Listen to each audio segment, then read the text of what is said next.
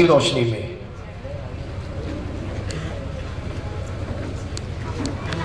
अल्फाजों की अदायगी के एतबार से उन्वान बहुत छोटा है,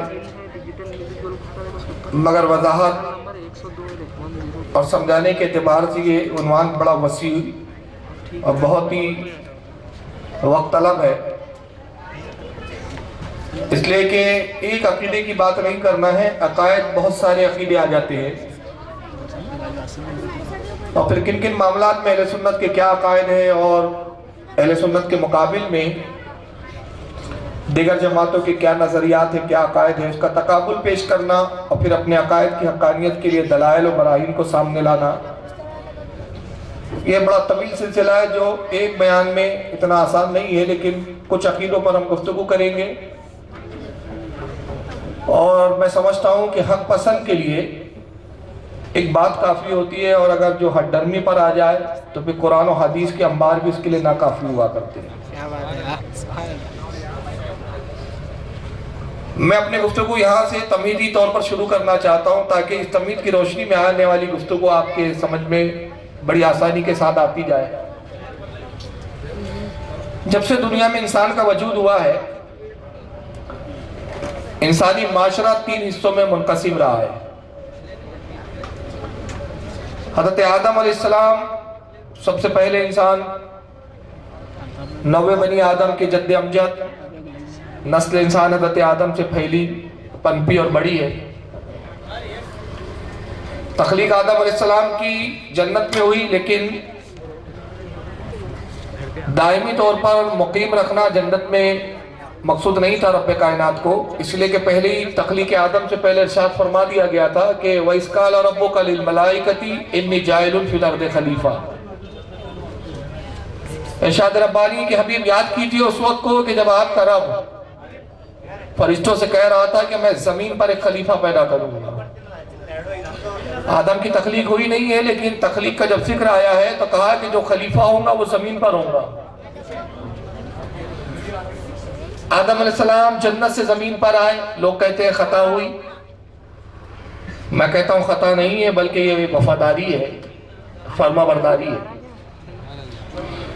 इसलिए कि तख्लीक आदम से पहले ही ये तय हो चुका था, ये बात मशीयत के इरादे में थी कि आदम को जमीन पर रहना है और नस्ल आदम को जमीन पर फैलना है। तो चूंकि ये बात पहले से मुकर्रर थी तो जमीन पर आदम का आना जरूरी था। तो आदम अलैहिस्सलाम आए तो ये मशीयत के तकाजे थे। आदम ने हुक्म खुदा की तकमील की है, ना कि खता की है या गुनाह किया है। बहरहाल हजरत आदम से नस्ल फैली और मुफस्सिरीन इकराम फरमाते हैं, मुहद्दिसीन फरमाते हैं कि जब हज़रत आदम अलैहिस्सलाम का इंतकाल हुआ उस वक्त दुनिया की कुल आबादी 1 लाख थी। आपकी औलादों की औलादें, पोते पर पोते भी देखे हज़रत आदम ने। कुल औलादे, कुल नस्ले इंसान के जो अफराद हैं वो है 1 लाख के करीब। और जब ये 1 लाख हुए उसी वक्त ये माशरा 3 हिस्सों में बंट चुका है। दुनिया का पहला काफिर हाबिल, काबिल माफ कीजिएगा, जिसने हाबिल को कत्ल किया और कुफ्र किया। कुफ्र ये किया कि जब हाबिल को कत्ल कर चुका तो उसको शैतान ने ये वर्गलाया और वसवसा डाला उसमें कि अब यकीनन तो अजाब में जाएगा, यकीनन तुझे जहन्नम में जाना है, और अगर जहन्नम के अजाब से बचना है तो तरीका यह है कि आग की इबादत कर, पूजा कर, इतनी पूजा कर, इतनी इबादत कर कि आग तुझसे राजी हो जाए, और जब तुझे अल्लाह जहन्नम में डाले तो यह आग तुझके तेरे लिए राहत का सबब बन जाए, तुझे नुकसान ना पहुंचा सके। उसने आग वो 3 हिस्से कौन से माशरे के, वो 3 शोबे कौन से माशरे के? पहला माशरा इंसान का जिसमें खुले तौर पर काफिर है, जिन्होंने अपने कुफ्र का इजहार बड़े खुले तौर पर किया, खुदा को छोड़कर दूसरों की परस्तिशें की, खुदा को छोड़कर दूसरों की इबादत की और एक माबूद हकीकी का इनकार कर दिया। ये हज़रत आदम के ज़माने में ही ये तबका पैदा हो गया। जैसे कि मैंने अर्ज़ किया कि आदम का पहला बेटा जो कातिल था अपने भाई का, उसी ने सबसे पहले कुफ्र को इख्तियार किया। हर नबी के ज़माने में काफिर मिलते हैं, हर ज़माने में काफिर होते रहे। हिदायत के लिए अंबियाओं को मबूस किया जाता रहा। जिनकी किस्मत में ईमान था ईमान ले आए, जिनकी किस्मत में नहीं था कुफ्र पे अड़े रहे। मगर काफिरों में एक बात होती थी कि वो अपने कुफ्र का इजहार बहांगे दोहल करते थे, अपने अकीदे को छुपाते नहीं थे। वो डंके की चोट पर बुतों की पूजा करते थे, और डंके की चोट पर आग की इबादत करते थे, चांद सितारों को पूजते थे, और जो समझाने आता उसके दुश्मन बनते। यही वजह है कि कौम बनी इसराइल का अगर आप जायजा लें, बेशुमार अंबिया किराम को इन्होंने शहीद भी किया। उन्होंने अपने कुफ्र का बरमला खुले तौर पर इज़हार किया, अपने कुफ्र पर फक्र किया, अपने कुफ्र को जाहिर भी करते रहे। नबी पाक सल्लल्लाहु अलैहि वसल्लम के ज़माने के अगर काफिर देखें, उनका भी यही हाल था कि वो 365 माबूदों को खुले तौर पर पूजते थे, अपने माबूदों को छुपाते नहीं थे, अपनी इबादतों को पोशीदा नहीं रखते थे, अपने मजहब को छुपाकर नहीं रखा जाता था, बरमहला इज़हार करते थे। और नबी पाक सल्लल्लाहु अलैहि वसल्लम से ऐसी दुश्मनी थी कि कोई मौका नहीं जाने देते थे कि सरकार को नुकसान पहुंचा सके। मौका मिले जरूर नुकसान पहुंचाने की कोशिश करते। नतीजा ये हुआ कि जितने खुले तौर पर उन्होंने अपने कुफ्र का इजहार किया, रब ने उतने ही खुले तौर पर अपने हबीब को हुक्म दिया कि ऐसे ही खुले तौर पर इनके कुफ्र से बरात का भी इजहार कीजिए। सूरह काफिरून में इरशाद हुआ, कुल या अय्युहल काफिरून ला अअबुदु मा तअबुदून, ए हबीब फरमा दीजिए इन काफिरों से, मैं नहीं पूजता उन बुतों को जिनको तुम पूजते हो। क्योंकि उन्होंने अपने माबूदों की पूजा का इजहार खुलकर किया तो खुलकर इनकार किया गया, और खुले तौर पर कहा गया कि हम इन माबूदों को नहीं पूछने वाले जिनको तुम पूजते हो। और तुम्हारा कुफ्र क्या है कि तुम उस माबूद को नहीं पूछते। रसूल के जरिए कहलवाया जा रहा है जिनको मैं पूजता हूं, जिसकी मैं इबादत करता हूं, इसे एक वाहिद खुदा की तुम इबादत नहीं करते। अगर तुम हमसे बेजार है तो हम भी तुमसे बेजार हो चुके हैं। तो एक माशरे में एक तबका रहा जिसको काफिर कहा गया, काफिरों का माशरा, काफिरों का तबका। और एक और रहे, ये दरमियानी रहे, लेकिन इनका जिक्र मैं बाद में करूंगा। इसके मध्य मुकाबिल, काफिर के मध्य मुकाबिल जो माशरा है वो ईमान वालों का है, और ये हर जमाने में कलील रहे, बहुत थोड़े रहे। हजरत आदम के जमाने में तक तो सभी ज्यादा तादाद रही, बाद के फिर अंबियाओं का जो दौर देखे, शीश अलैहिस्सलाम से लेकर रसूलुल्लाह तक और आज तक, तो इस जमाने तक अगर देखेंगे तो तादाद काफिरों की ज्यादा रही, अहले ईमान की हमेशा कम रही। आज दुनिया में बहुत नामों से कुफ्र है, ईसाइयत के नाम से कुफ्र है, यहूदियत के नाम से कुफ्र है, बौद्धिज्म के नाम से कुफ्र है, मुशरिकीन का एक माशरा और तबका है। उसके मुकाबले में अगर हम इस्लाम और मुसलमानों को देखें तो बहुत कलील मालूम होता है, बहुत छोटा तबका। हर नबी के जमाने में मोमिन कमी रहे, बल्कि सिर्फ एक मिसाल दूं कि किल्लत का क्या आलम रहा कि हजरत नूह अलैहिस्सलाम ने 950 साल तबलीग की है। 950 साल में कितने लोग ईमान लाए हैं? 83 ईमान वाले, 83। और ताज्जुब की बात तो यह है कि उस 83 ईमान वालों में खुद हजरत नूह अलैहिस्सलाम की बीवी भी ईमान लाने के लिए तैयार नहीं है, काफिरों की तरफ। बेटा ईमान लाने वालों में नहीं है, बेटा भी काफिर की तरफ है। यानी नूह अलैहिस्सलाम के घर के बेटा और बीवी जो सबसे ज्यादा अजीज और करीब होते हैं वो खुद मोमिन नहीं है, काफिर है, कुफ्र की हालत में। 83 ईमान वाले।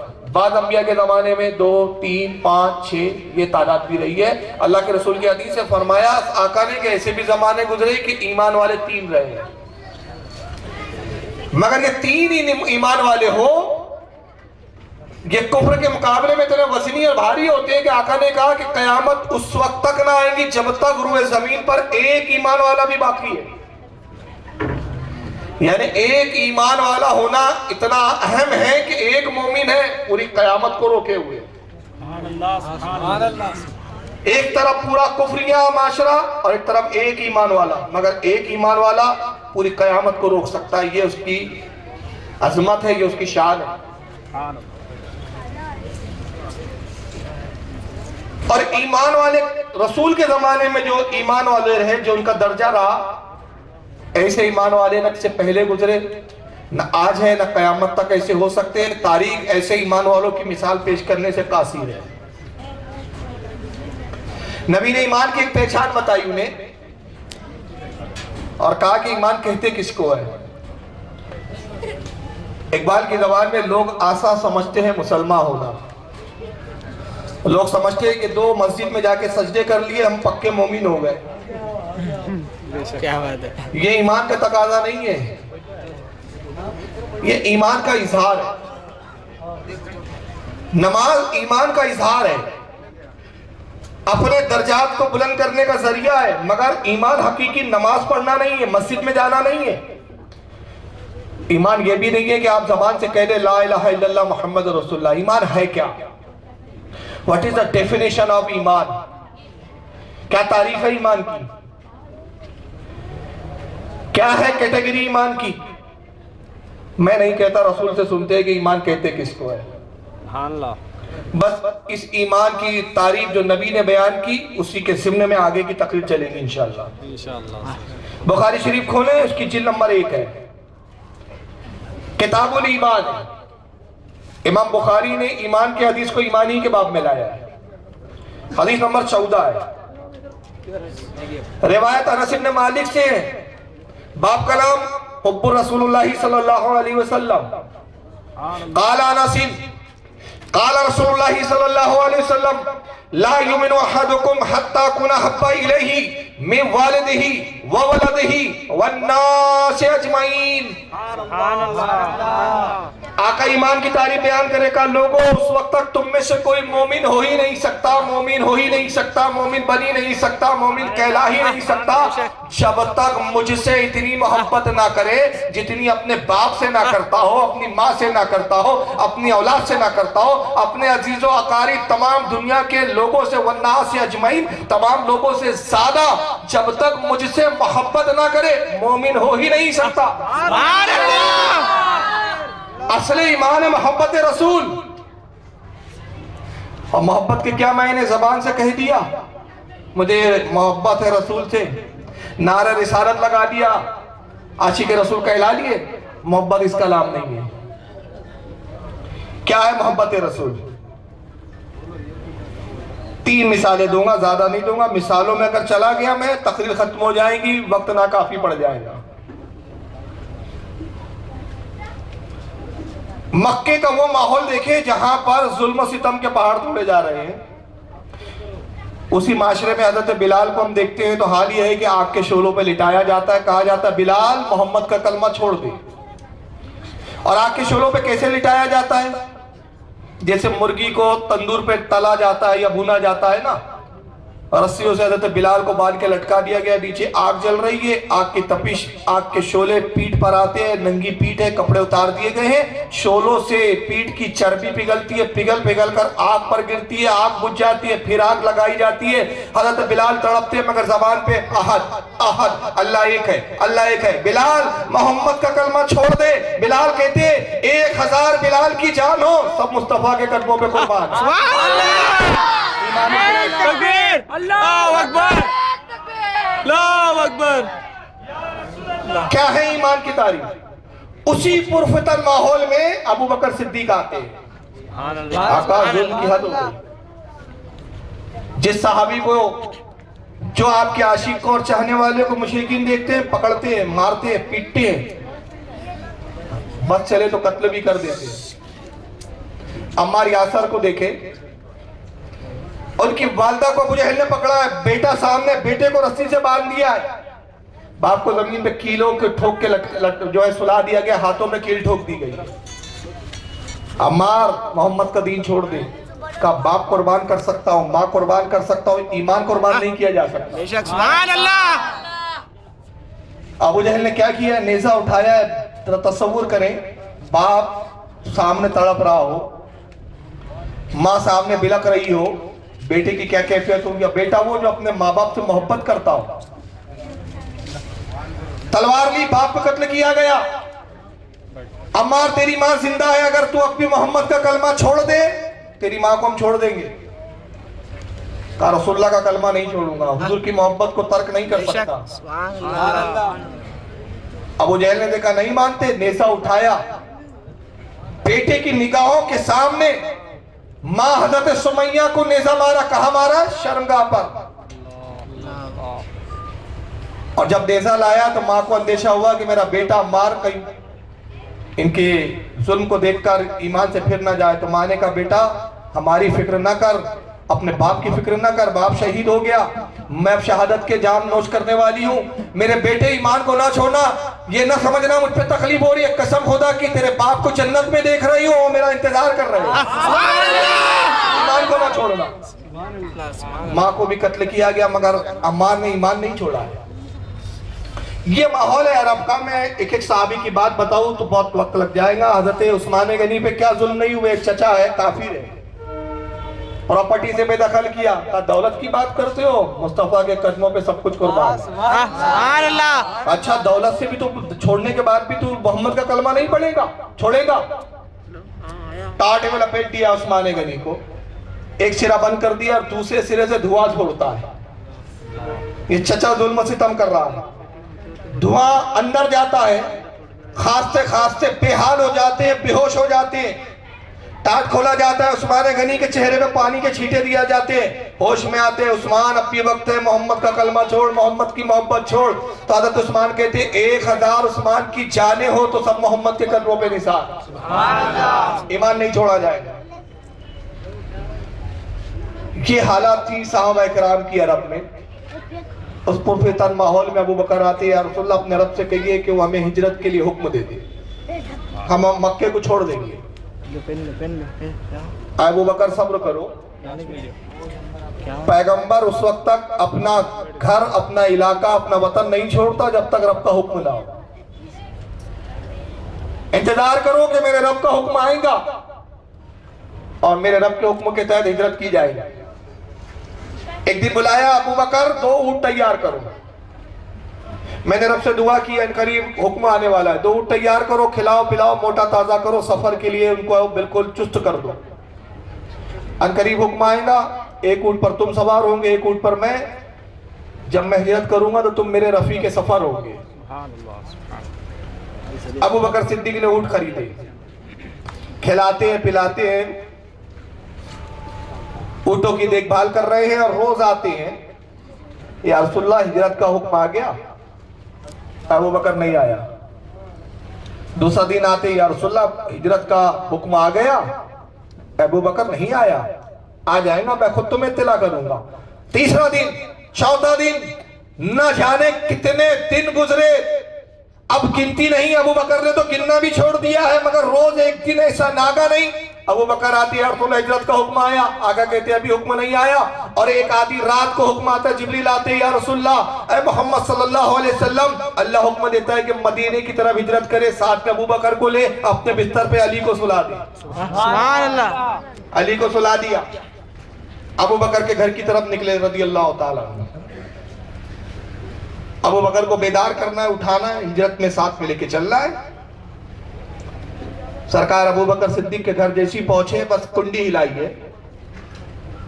आधी रात को जरा अंदाजा लगाए, किसी के घर पे जाए उसको बेदार करना हो तो क्या क्या नहीं करना पड़ता है, कितनी आवाजें लगानी पड़ती है, खिड़कियों में से आवाज देनी पड़ती है, दरवाजों की खींडों को तलाश करना पड़ता है। इतने जल्दी नहीं सोता। ये वक्त वो होता है इंसान की गफलत का वक्त, ख्वाब खरगोश की नींद सोआ करता है। इस वक्त आदमी, अल्लाह के नबी ने जैसी कुंडी हिलाई, बस पहली मर्तबा कुंडी हिली, फौरन दरवाजा खोल दिया गया। सुभान अल्लाह। बड़ी शक्कत के साथ, बड़ी सूरत के साथ, बड़ी तेजी के साथ दरवाजा खुला। सामने अबू बकर थे और जुमले थे, या रसूलुल्लाह हिजरत का वक्त आ गया। सुभान अल्लाह। अबू बकर हिजरत का हुक्म आया, मगर ये तो बताओ क्या तुम सो नहीं रहे थे? अबू बकर, बस कुंडी हिली, तुमने खोल दिया, तुमने कैसे जाना कि मैं ही हूँ? हो सकता कोई और हो, दुश्मन हो। कहा या रसूलुल्लाह इतनी रात को आप ही तशरीफ ला सकते थे, आप ही के आने की उम्मीद थी। अबू बकर तुमने दरवाजा फौरन क्यों खोला? क्या तुम सो नहीं रहे थे? कहा या रसूलुल्लाह जिस तारीख से आपने कहा ऊंट तैयार करो, ऊंटनियों को फराबा करो कि हिजरत का हुक्म आने वाला है, वो रात रात है और आज की रात है कि अबू बकर सोता नहीं है, इसलिए कि मेरे आका रात को आए, कुंडी खटखटाए, आवाज लगाए और अबू बकर खाबे खरगोश की नींद सोता रहे। ये मेरे महबूब का हक अदा करने का मामला नहीं है। सुभान अल्लाह। मोहब्बत का हक ये नहीं है कि महबूब को तकलीफ दी जाए। वो रात है और आज की रात है, मैं सोया नहीं। ये ईमान इसे कहते हैं। और जब हिजरत के लिए निकले हैं तो अबू बकर का हाल क्या है? मुस्तफा का तवाफ करते हैं। सुभान अल्लाह। कभी सामने है तो कभी पीछे, कभी दाएं तो कभी बाएं। सरकार ने कहा अबू बकर ठीक से चलो, चलना है तो या तो आगे चलो या पीछे चलो या दाएं या बाएं। ये क्या मामला है? कभी आगे कभी दाएं कभी बाएं। अर्ज के या रसूल अल्लाह, मेरे माँ बाप आप पर कुर्बान। सरकार सामने से चलता हूँ कि ख्याल आता है दुश्मन कहीं छुपा हो तो सामने से तीर न मार दे। फिर ख्याल आता है दुश्मन पीछे से भी तीर मार सकता है, मैं पीछे आ जाता हूँ। फिर ये ख्याल आता है कि दाएं से भी तीर आ सकता है। मैं या रसूलल्लाह, इससे पहले कि कोई तीर आपके जिस्म मुबारक में पेवस्त हो जाए, अबू बकर की पीठ और सीना हाजिर। सुभान अल्लाह। मेरी को जान आप पर कुर्बान। ये मोहब्बत साहबा की हुआ करती थी। और एक मिसाल देकर मैं खत्म कर दूंगा। अगर मैं असहाब रसूल की मोहब्बत के तकाजे बताऊं, मैंने जैसे कि अर्ज किया, रात तमाम हो जाएंगी, बात पूरी नहीं हो पाएगी। गज़वा खंदक का मौका है। 3 ताकतें इस्लाम को खत्म करने के लिए आई है। 3 ताकतें, मुशरिक भी है मक्के के, यहूदी भी है, ईसाई भी है। तीनों के मुत्तफिका दुश्मन मोहम्मद सल्लल्लाहु अलैहि वसल्लम, मोहम्मद अरबी और अहले इस्लाम, तीनों ने काम मिलकर खत्म कर देते। आका ने अहले इस्लाम की हिफाजत के लिए खंदक खुदवाई है। मदीने को चारों तरफ से घेर लिया इन 3 ताकतों ने। सरकार बिलाल से कहते हैं, बिलाल जाओ ऐलान करो, लोगों आज इस्लाम को तुम्हारी जरूरत है, लोगों जिहाद की तरफ आओ। नौजवान हथियारों से लेस होकर आए, औरतें अपने सेवरात इस्लाम की खातिर, इस्लाम की खिदमत के लिए पेश कर दें। जो बूढ़े ज़ईफ है, जंग में नहीं जा सकते, वो अपने हथियार पेश करें, अपनी औलादों को ले आए। हज़रत बिलाल मदीने की वादियों में, मदीने की गलियों में आवाज लगा रहे हैं, या माशरतल मोमिनीन इलल जिहाद, नौजवानों जिहाद की तरफ आओ, तुम्हें मुस्तफा पुकार रहे हैं। औरतें आती है, कानों की बालियां निकालती है, रसूल के कदमों में रख दी गई है। हार निकाला, कदमों में रख दिया गया। हाथों की चूड़ियां, सोने की चूड़ियां निकाल के रख देती। सरकार ये सब हाजिर है इस्लाम की खातिर, फरो इस्लाम के लिए हमारी खिदमत। औरतें, बूढ़ी औरतें आती है अपने जवान बेटों को लेकर, या रसूल अल्लाह, ये मेरा बेटा है, ये दीन खुदा के लिए हाजिर है, ये आप पर जान निसार करने के लिए हाजिर है। बूढ़े आती है, या रसूल अल्लाह, ये हमारे हथियार है, ये हमारी तलवारें हैं, इसको कबूल करें। ये ज़ेर बख्तर है, कबूल करें। ये खौद है, ये इसको कबूल करें। ये हमारे सवारियां, घोड़े और ऊँट है, इसको कबूल करें। अल्लाह के नबी, हम कमजोर है, नातवा ज़ईफ़ी ने हमें कमजोरी में मुब्तला कर दिया। अगर हमारे बाजू में ताकत होती, ए मुस्तफा, हम भी जंग में शरीक होते। सुभान अल्लाह। मगर ये हथियार हाजिर है। सरकार सबको दुआएं दे दे। माल का एक अंबार लगा हुआ, हथियारों का एक अंबार है, जेवरातों का एक अंबार है। नौजवान हथियारों से लेस खड़े हुए, तभी निगाहें देखती है कि एक जवान साला खातून सफेद लिबास में मलबूस, अपने सीने से कोई चीज छुपाए हुए है, अपने दुपट्टे के अंदर कुछ छुपा रखा है। बड़े आहिस्तगी के साथ रसूलुल्लाह के करीब आती है। चीज को इतनी मोहब्बत से और ऐसे दबा के छुपाया हुआ है जैसे गोया मालूम होता है बड़ी कीमती चीज है। डर है कि रास्ते में कोई छीन ना ले, रास्ते में कोई वो चीज को छीन कर इससे चोरी ना कर ले, वो चीज गुम ना हो जाए। बड़ी हिफाजत के साथ, बड़ी मोहब्बत के साथ, बड़ी एहतियात के साथ वो चीज को सीने से चिमटाए हुए रसूल की खिदमत में आती है। सलाम किया, अस्सलामु अलैकुम या रसूलल्लाह। वालेकुम अस्सलाम। अल्लाह के नबी, आपके मुनादी की आवाज मेरे कानों में पहुंची, बिलाल की आवाज मेरे कानों में आई। मैंने सुना कि बिलाल ने मदीने की वादियों में ऐलान किया नौजवानों को चाहिए कि जंग के लिए आ जाए, बूढ़ों को चाहिए हथियार पेश कर दे, औरतों को चाहिए कि जेवर पेश कर दे। अल्लाह के नबी, मैं बड़ी गरीब मिस्कीन हूं, जेवरात मेरे पास नहीं। या रसूलुल्लाह, हथियार मेरे पास नहीं। सरकार गज़वे उहद के लिए जाने के लिए तैयार हुए थे, मुझसे सोहबत की थी, अल्लाह ने मुझे हामला किया, एक बेटे को मैंने जन्म दिया, वो बेटा वो दूध पीता है। अल्लाह के नबी, इसी बेटे को हाजिर करने लाई हूं, सरकार को बोल दूध पीता बच्चा सीने से चिमटाए हुए, दुपट्टा हटाया तो एक शीरखार दूध पीता बच्चा था। अल्लाह के नबी, इसको कबूल करे, अपने साथ ले जाए, इसको जिहाद में ले जाए, ये जिहाद में शिरकत करेंगे। आका ने जब उस खातून के जज्बे को देखा, आंखों में आंसू आ गए।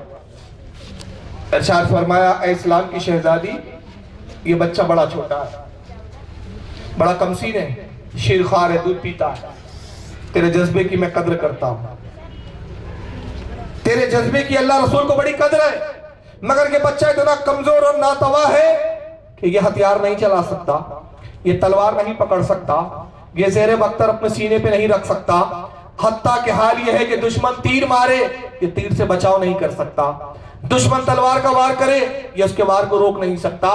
ऐ इस्लाम की शहजादी है मेरी बेटी, मैं तेरे जज्बे की कद्र करता हूं, इस बच्चे को ले जा, परवान चढ़ा, अच्छी परवरिश कर, तहजीब और तमद्दुन से आरास्ता कर, बहादुर बना इस बच्चे को।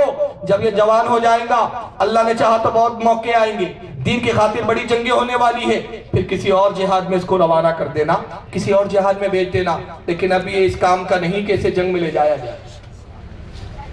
सरकार ने बड़ी हिकमत के साथ वापस लौटाना चाहा। क्या कहती है वो खातून?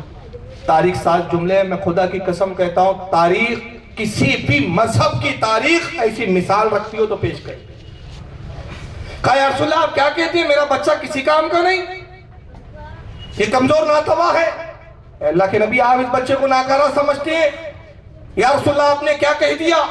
मैं मानती हूँ तलवार नहीं उठा सकता, मुझे इकरार है कि ये दुश्मन पे वार नहीं कर सकता, मुझे तस्लीम है कि दुश्मन के वार को बर्दाश्त नहीं कर सकता, उससे अपनी हिफाजत नहीं कर सकता, लेकिन अल्लाह के नबी, इस बच्चे में एक बड़ी खूबी है, बड़ा खूबियों वाला बच्चा है ये कोई मामूली बच्चा नहीं। मैंने इसे पैदा किया है, मैंने इसको पाला है, मैंने इसको अपना दूध पिलाया है। अल्लाह के नबी, इस बच्चे में खूबी ये है कि जो भी इसके गालों को बोसा देता है मुस्तफ़ा, ये उसके सीने से चिमड़ जाया करता है। जो भी इससे प्यार करता है, इसकी फितरत ये है कि जो इससे प्यार करे वो उसके सीने से चिपक जाता है। अल्लाह के नबी, आप इस बच्चे को अपने साथ जंग पर ले जाएं, और जब दुश्मन तीर बरसा रहा हो तो आप इसके रुखसार पर बोसा देना, ये आपके सीने से चिमट जाएगा और दुश्मन के तीरों को अपने पीठ पे ले लेगा, आपका सीना महफूज हो जाएगा।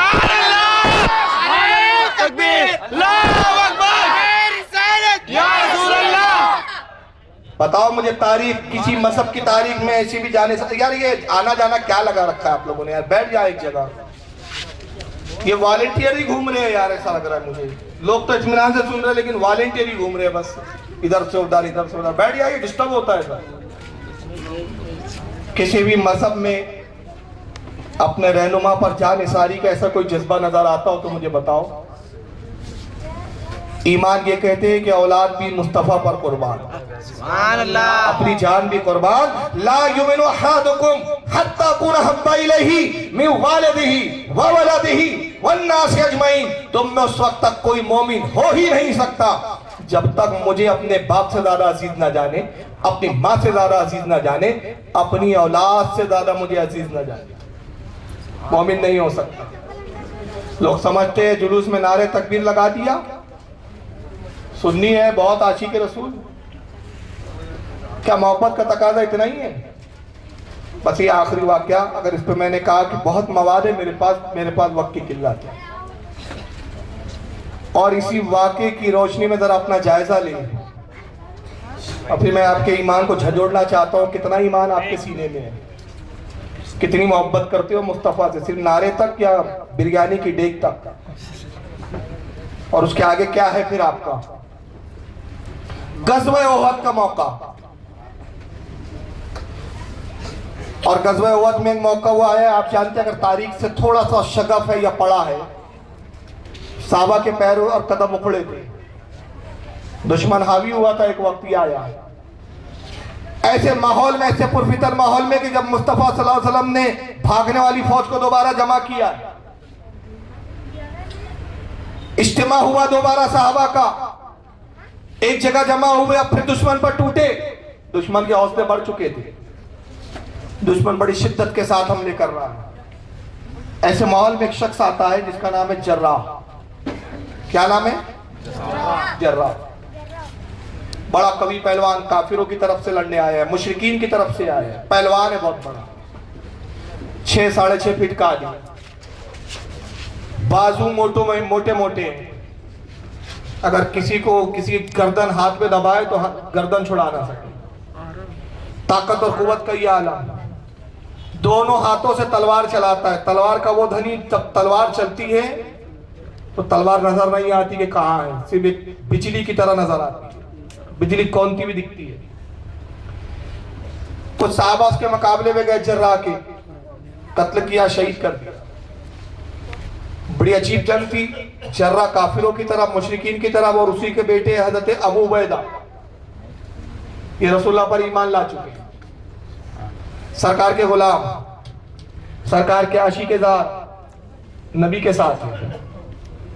देखा बाप मैदान में उतरा है, बाप आया है, चंद साहबा को शहीद कर दिया इसने। घोड़े को एड़ लगाई, घोड़े को दौड़ाते हुए रसूलुल्लाह की बारगाह में हाजिर हुए, खैमे रसूल के करीब आए। रसूलुल्लाह खैमे पे खड़े हुए जंग का नजारा कर रहे। घोड़े से उतरे, सरकार के कदमे नाज़मीन को बोसा दिया, अर्ज़ किया या रसूलुल्लाह मेरे माँ बाप आप पर कुर्बान, ऐ मेरे आका मेरा बाप जर्राह मैदान में आया है, बहुत बड़ा पहलवान है, बड़ा तलवार का धनी है, बड़ी बहादुरी से लड़ता है, जो उसके मुकाबले में जाएगा कत्ल हो जाएगा। सरकार इजाजत दीजिए कि मैं अपने बाप से जंग करने जाऊंगा। इजाजत लेने आया। अबू उबैदा तुझे इजाजत नहीं है,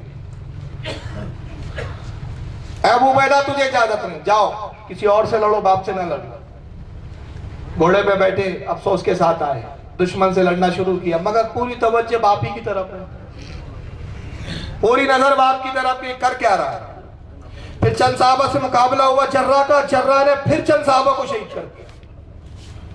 फिर अबू उबैदा की आंखों में आंसू आ गए, फिर दौड़ते हुए रसूल की बारगाह में हाजिर हुए। आका मुझे इजाजत दे सरकार, कसम वादौला शरीफ की, मैं अपने बाप को जरूर कत्ल कर दूंगा। अल्लाह के नबी वो तलवार का बड़ा धनी है, कोई अरब में उसके जैसी तलवार चलाने वाला नहीं, मगर अल्लाह के रसूल मैंने अपने बाप से हुनर लिया है, मैं तलवार चलाना खूब जानता हूँ, मुझे मालूम है इसके वार की काट कैसे की जाती है, मुझे पता है उसे कैसे कत्ल किया जा सकता है, क्योंकि मैंने हुनर उससे सीखा है, दाव उससे सीखा है। अल्लाह के नबी मुझे इजाजत दे। आका नाराज हुए, इरशाद फरमाया अबू उबैदा तुझे मना किया फिर आ गया तू नहीं जानता, मैं नहीं चाहता तारीख ये वाकयात को अपने के अंदर कलम बंद कर दे कि मोहम्मद ये कौन सा दीन लाए थे जिसने बाप और बेटे को लड़ाया है, बाप और बेटे को दस्तों गिरफ्तार किया है। मैं वो तोहमत अपनी जात पर चिस्पा होने नहीं दूंगा। अरे अबू उबैदा तुझे इजाजत नहीं, सख्ती से सब मना किया। जनाब अबू उबैदा आते हैं, फिर लड़ना शुरू किया, फिर बाप की तरफ तवज्जो, फिर जर्राह ने चंद साहबा को शहीद कर दिया। तीसरी मर्तबा बार गए रिसालत में हाजिर, या रसूलुल्लाह आप मुझे इजाजत दे दे सरकार, और कसम खुदा की अगर आपने मुझे इजाजत ना दी तो ये जर्राह तन्हा पूरे मुसलमानों को कत्ल करने के लिए काफी है। मैं जानता हूं इसके मुकाबले में जो जाएगा मारा जाएगा। इसके तलवार चलाने का अंदाज बड़ा निराला, बड़ा अजीब है, इसकी काट दूसरे साहबा के पास नहीं, इसका हुनर ही बड़ा अजीब है, बड़ा अलग है, सरकार मुझे इजाजत दे। आका ने फिर जलाल में फरमाया अबू उबैदा तू फिर बार बार आता, तुझे कहा ना कि तुझे इजाजत नहीं, खबरदार अब इसके बाद मेरे पास ना आना, खबरदार इसके बाद इजाजत तलब ना करना। अबू उबैदा जा, जो तुझे अल्लाह रसूल का हुक्म है उसकी तकमील कर, और तुझे इस वक्त ये हुक्म है कि दूसरों से लड़ मगर अपने बाप से ना लड़। सख्ती के साथ मना किया।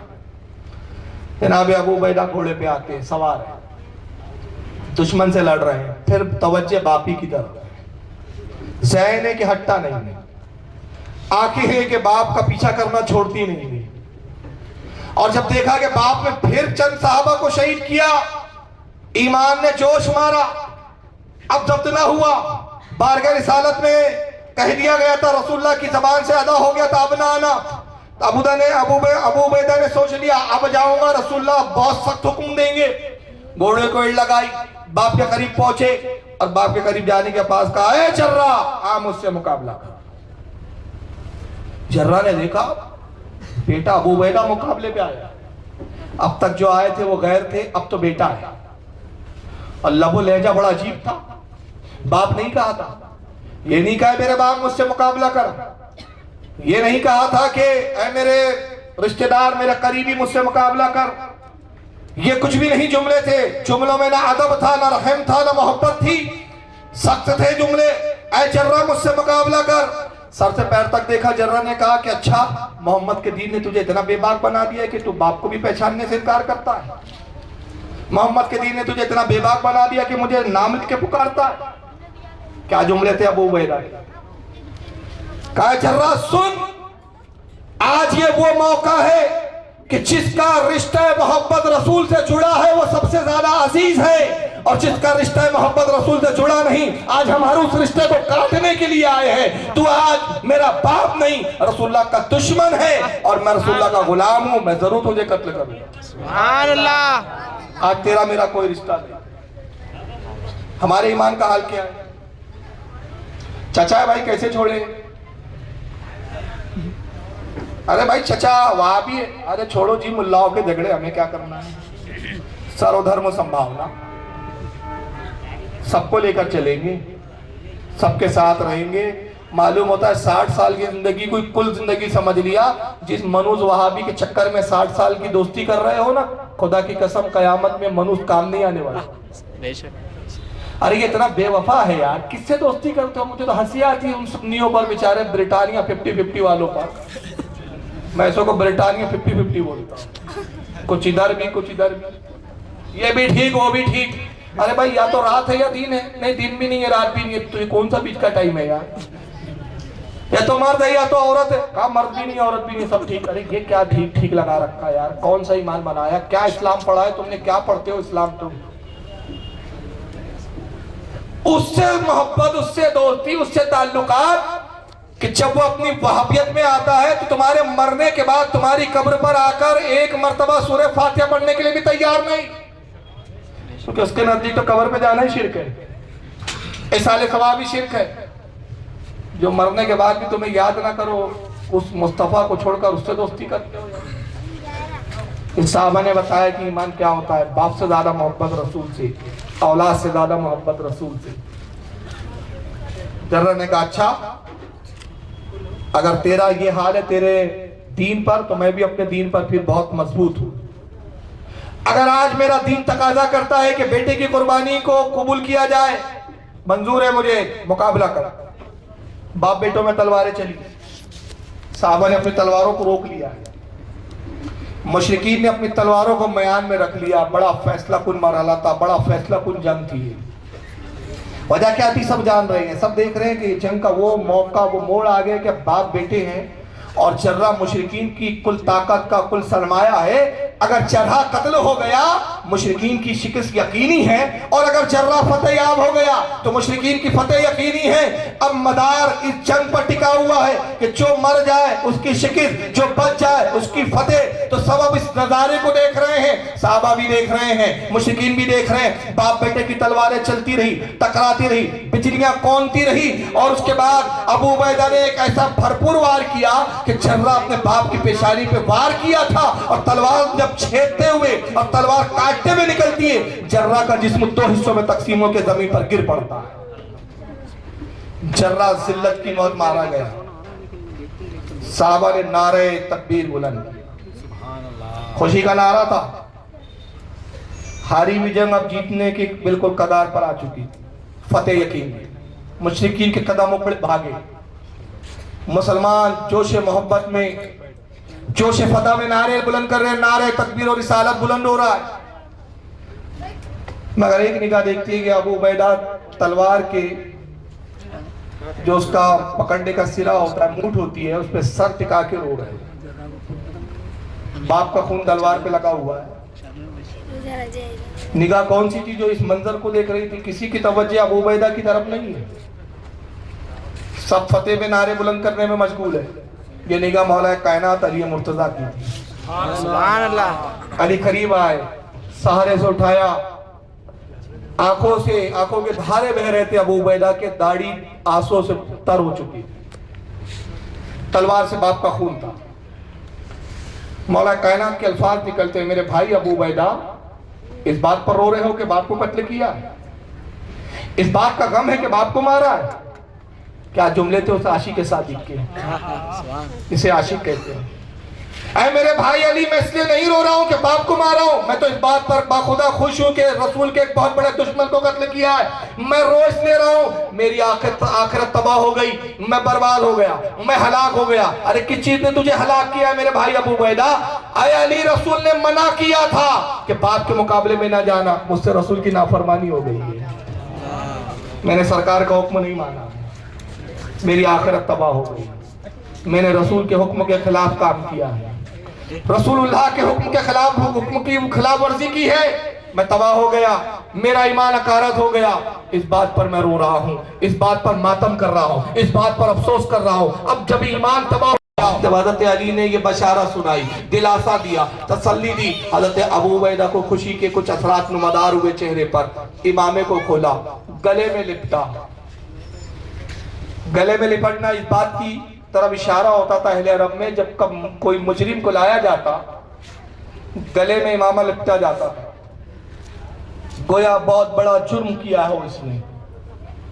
मुजरिमों की तरह बारगाह रिसालत में हाजिर हुए, गोया कह रहे थे कि मैं मुजरिम हूँ आका, मुझे साथ ले लो, मैं मुजरिम हूँ आका, मुझे साथ ले लो कि रास्ते में है जा बजा खाने वाले। सुभान अल्लाह। और रसूल के कदमों से लिपट गए, या रसूलल्लाह मैं आपका खताकार हूँ, अल्लाह के नबी मैं आपका मुजरिम हूँ, सरकार मुझसे खता हुई। सरकार ने सहारा दे के उठाया, अबू उबैदा क्या हुआ, क्या गुनाह किया, क्या खता हुई तुझसे? अल्लाह के नबी आपने मना किया था अपने बाप से ना लड़ना, जर्रा को कत्ल ना करना, मगर मेरे ईमान ने जोश मारा, अल्लाह के नबी मैंने अपने बाप जर्रा को कत्ल कर दिया है, मैंने आपके हुक्म के खिलाफ काम किया, आपकी हुक्मदोली की है, मैंने आपके हुक्म को ना माना है। ऐ अल्लाह के रसूल, मैं आपका मुजरिम हूँ, मैं अल्लाह का मुजरिम हूँ, मेरी आखिरत तबाह हो गई, मेरा ईमान बर्बाद हो गया, मेरा सब कुछ लुट गया। अल्लाह के नबी सरकार ने सहारा दिया, पेशानी को बोसा दिया, कहा अबू उबैदा मैंने हिकमतन तुझे मना किया था, वरना हकीकत तो ये है कि तूने अल्लाह रसूल के बहुत बड़े दुश्मन को कत्ल किया है, जा अल्लाह भी तुझसे राजी है, तेरा अल्लाह का रसूल भी राजी है। ऐ अबू उबैदा गम ना कर, जा अल्लाह रसूल ने तुझे माफ किया। हज़रत अबू उबैदा खुश हुए, खुशी में नारा बुलंद किया, घोड़े पे सवार हुए, और जब मैदान जंग की तरफ खुशी खुशी जा रहे, क्या बख्शिश के परवाना मिल चुका है, नजात का परवाना मिल चुका है। आका मुस्कुराते हुए साहबा से कहते, मेरे साहबा देख रहे हो, ये अबू उबैदा है जिसने मेरी खातिर, मेरी मोहब्बत की खातिर, अल्लाह के दीन की खातिर बाप को कत्ल किया है। अरे जिसको जमीन पर चलता फिरता जन्नती देखना हो, वो अबू उबैदा को देख लिया। ये बशारत में या रसूल अल्लाह। बड़े ठंडे सुन रहे हैं यार आप लोग, ऐसा लग रहा है कि बिल्कुल कुछ मुजस्समे ला के रख दिए गए। हाँ भाई, अच्छी बात सुन के कुछ तो सुभान अल्लाह तो बोलो कम से कम। या ये तकरीर पसंद नहीं आ रही है, क्या वही तकरीर की आदत हो गई हमारी कौम को? रसूलुल्लाह जा रहे थे, सरकार पे कीचड़ डाल दिया, उसने कुछ नहीं कहा। यही तकरीर बड़ा यही लगती है अच्छी। रसूलुल्लाह जा रहे थे, उधर हमको पत्थर मारे, हुजूर ने कुछ नहीं कहा। कहा था कि सुनाऊंगे यार। अरे कभी ये भी तो बता, रसूलुल्लाह जा रहे थे, पत्थर मारा, कुछ नहीं कहा, मगर ये भी तो बता कि मुस्तफा ने पत्थरों की तरफ इशारा किया तो कलमा पढ़ने लगे। ये भी तो बता कि उंगलियों पर जब इशारा हुआ तो चांद शक हुआ है, सूरज पलट आया। यही बस, और ऐसी ही तकरीर सोचते हैं यही इस्लाम है। ये इस्लाम नहीं है, ये हकीकत में अखलाक रसूल है, सीरत रसूल नहीं है। तो रसूल का अखलाक है कि ताकत होने के बाद भी कोई जुल्म करे माफ कर देते थे, मगर सीरतुन नबी तो ये है कि इशारा करते थे तो चांद के टुकड़े हो जाया करते। ये है ईमान के तकाजा। बहरहाल इस पर बहुत लंबी गुफ्तगू हो गई, मैं बहुत समेटने की कोशिश कर रहा हूँ। और ऐसे ही ईमान वालों के बारे में कुरान ने कहा कि ये मोमिनों का वो गिरोह है कि अल्लाह इनके बारे में फरमाता है, क्या फरमाता है? आमनू कमा आमनन नास, बाद वालों से कहा जा रहा है कि ऐ लोगों, ईमान ऐसे लाओ जैसे ये लोग ईमान लाए, इनकी तरह ईमान लाओ, वरना ज़बानी ईमान से कुछ नहीं होता। ये माशरे का दूसरा तबका है। और तीसरा तबका वो था, एक तो तबका वो बताया हर जमाने में इंसानों में एक तबका एक वो रहा जिन्होंने खुलकर कुफ्र का इजहार किया। दूसरा तबका वो रहा जो खुलकर मुसलमान रहे, अहले ईमान रहा और अपने ईमान के सामने ना उन्होंने बाप को शुमार किया ना बेटों को शुमार किया। अगर कुफ्र बाप बेटे किसी भी अजीज व कारिब की शक्ल में आया, उनके ईमान का तकाजा ये रहा कि उन्होंने अपने रिश्तेदारों की परवाह नहीं की। मगर तीसरा गुरोह भी हर जमाने में रहा, इस जमाने में भी है, रसूल के जमाने में भी था, उससे पिछले जमाने में भी था, और शायद क़यामत तक ऐसा गुरोह रहेगा। वो एक गुरोह जिसको कुरान ने मुनाफिक का बीच का गिरोह, यहां जाए तो ये भी ठीक और यहां जाए तो ये भी ठीक। जब अहले ईमान के पास आते हैं कहते हैं हम तो मुसलमान हैं पक्के, और फिर जब अपने गुरु घंटालों के पास जाए कहते नहीं हम तो तुम्हारे साथ भी हैं। दूसरे लफ्जों में कहूं, न्याज का मौका आ जाए तो हम कट्टर सुन्नी है, और जमात वाले आ जाए तो अरे हम भी तुम्हारे साथ है, चलो कौन सा चिल्ले में चलना, हम भी चलते हैं। ये बीच वाला है। और कुरान ने इसको बयान किया। पारा नंबर 1 सूरह बकरा आयत 14 में कहा वईदा लकुल्लज़ीना आमनू कालू आमन्ना। अभी जब उनसे कहा जाता है वो कहते हैं, जब उनसे ईमान की सवाल होता है, ईमान की बात होती है तो कहते हैं, क्या कहते हैं, हम तो ईमान लाए, पक्के ईमान वाले, पक्के मुसलमान, पक्के सुन्नी। वइज़ा खलौ इला शयातीनिहिम कालू इन्ना मआकुम। और जब अपने शैतानों में जाते हैं तो कहते हैं हम तो तुम्हारे साथ हैं, यानी वहां भी हम तुम्हारे साथ हैं, यहाँ भी हम तुम्हारे साथ हैं, तेरे भी साथ तेरे भी साथ, दोनों चलते हैं हमको। ये तीसरा गिरोह। और आज ऐसे गिरोह की अक्सरियत इतनी बढ़ती जा रही है कि वो ये समझने के लिए तैयार नहीं कि कौन रसूलुल्लाह का वफादार है और कौन रसूलुल्लाह का गद्दार है। ये तमीज ही उठ गई। पैमाना नमाज को बनाया गया, पैमाना दाढ़ी को बनाया गया, पैमाना झुब्बे और कुब्बे को बनाया गया। जो टकरे मार रहा है टीका आ गया, अरे यार इसको कैसे हम काफिर बोल सकते हैं, ये तो नमाज पढ़ता है। ये दाढ़ी वाला, इसको कैसे हम काफिर कहें, क्यों नहीं भाई ये नमाज पढ़ता है, दाढ़ी पढ़ता है। हमने कहा दाढ़ी अगर इस्लाम होती तो दाढ़ी तो नमरूद की भी थी, दाढ़ी फिरौन की भी थी। नमाज अगर इस्लाम का मेयार होती तो इब्लिस से बड़ा रुए जमीन पर कोई नमाजी नहीं हुआ है। तुम तो 60 साल 70 साल इबादत करते हो, मर जाते हो। उसने 90 लाख साल इबादत की, मगर मुंह पे मार दी गई बात। फिरौन की दाढ़ी काम नहीं आई, नमरूद की दाढ़ी काम नहीं आई, अबू जहल की दाढ़ी काम नहीं आई। क्यों? नबी के गुस्ताख थे।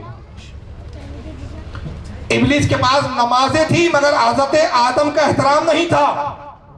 अबू जहल के पास दाढ़ी थी, सरदार अरब था, मगर मुस्तफा का एहतराम नहीं था, ईमान नहीं था। तो मयार क्या हुआ? मयार है ईमान, नमाज नहीं, दाढ़ी नहीं, झुब्बा नहीं, कुब्बा नहीं। देखो रसूल का आशिक है, रसूल से मोहब्बत करता है, हमारा है। और अगर रसूल का गुस्ताख है, अगर हमारा बाप भी है तो फिर हमारा नहीं।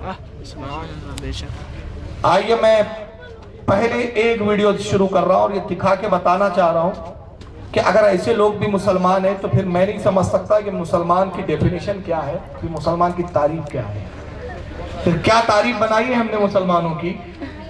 लेकिन क्लिप बताने से पहले मैं एक मौलवी साहब का पहले बयान सुना दूं। अरे आवाज बढ़ाइए, क्या बातें करने में लगे होगा मौलाना। ये कौन है जानते हैं आप? दिख रहा है कि भाई कौन है?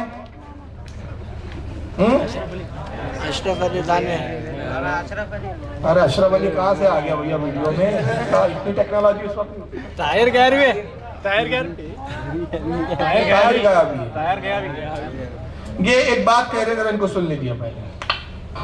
कुरान समझना है तो देवबंद से समझना होगा, मौलाना अशरफ अली साहब थानवी से समझना होगा, मौलाना अशरफ अली साहब थानवी से समझना होगा।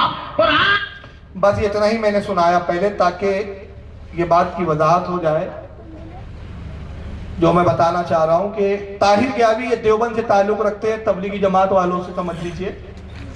ये कह रहे हैं कि कुरान समझना है तो देवबंद से समझना होगा, कुरान समझना है तो मौलाना अशरफ अली थानवी साहब से समझना होगा। यही सुना ना आपने कि कुछ और सुना? यही सुना। यानी इनके नजदीक कुरान न मुफस्सिरीन से समझना है, न साहबा से, न ताबई से, न तबे ताबई से, न अइम्मा मुज्तहिदीन से, न उलमा से समझना है तो देवबंद वालों से, थानवी साहब से। चलिए आइए जरा इन्हीं लोगों से कुरान को समझने की हम कोशिश करते हैं कि वाकई ये कुरान को कितना समझते हैं। भाई ये कुरान है महमूद हसन साहब जो देवबंद के आलिम गुजरे, मौलवी अशरफ अली थानवी साहब के उस्ताद। ये उनका तर्जुमा कुरान है जिसको सऊदी अरब ने छापा और हाजियों को मुफ्त बांटा, हाजियों को फ्री में दिया जाता है। क्या कहते जरा आइए, सूरह शूरा है, पारा नंबर 25 है, आयत नंबर 52। कुरान अजीम का तर्जमा किया देवबंद वालों ने। कुरान समझना है तो देवबंद से समझना है। अगर आइए देखें, अगर हम देवबंद से कुरान समझे तो क्या हो सकता है और क्या होने वाला है। पारा 25 सूरह शूरा आयत 52, अल्लाह फरमाता है, नबी से खिताब हो रहा है, मा कुंता तदरी मल किताब वलल ईमान। महमूद हसन साहब ने तर्जुमा ये किया कि अल्लाह रसूल से कहता है कि तू ना जानता था कि क्या है किताब और ना ईमान। यानी रसूल से कहा जा रहा है कि तू ईमान ही नहीं जानता था। कब तक नहीं जानता था? जब तक तुझे किताब नहीं दी। अब मैं आपसे पूछता हूं, अगर आपकी मालूमात का जायजा लिया जाए, हुजूर सल्लल्लाहु अलैहि वसल्लम की उम्र कुल कितनी? 63 साल। नबुव्वत का ऐलान किस उम्र में किया? 40 साल। कुरान कब नाजिल होना शुरू हुआ, किस उम्र से? 40 साल के बाद। 40 साल। तो जब तक किताब नहीं आई, ईमान नबी जानते नहीं थे। तो जब नबी ईमान नहीं जानते थे तो पतला ये चला इनके कहने के मुताबिक कि कुरान ये कहना चाह रहा है या कुरान ये कह रहा है कि 40 साल तक है नबी तू भी मुसलमान नहीं था, काफिर था, ईमान ही नहीं जानता था।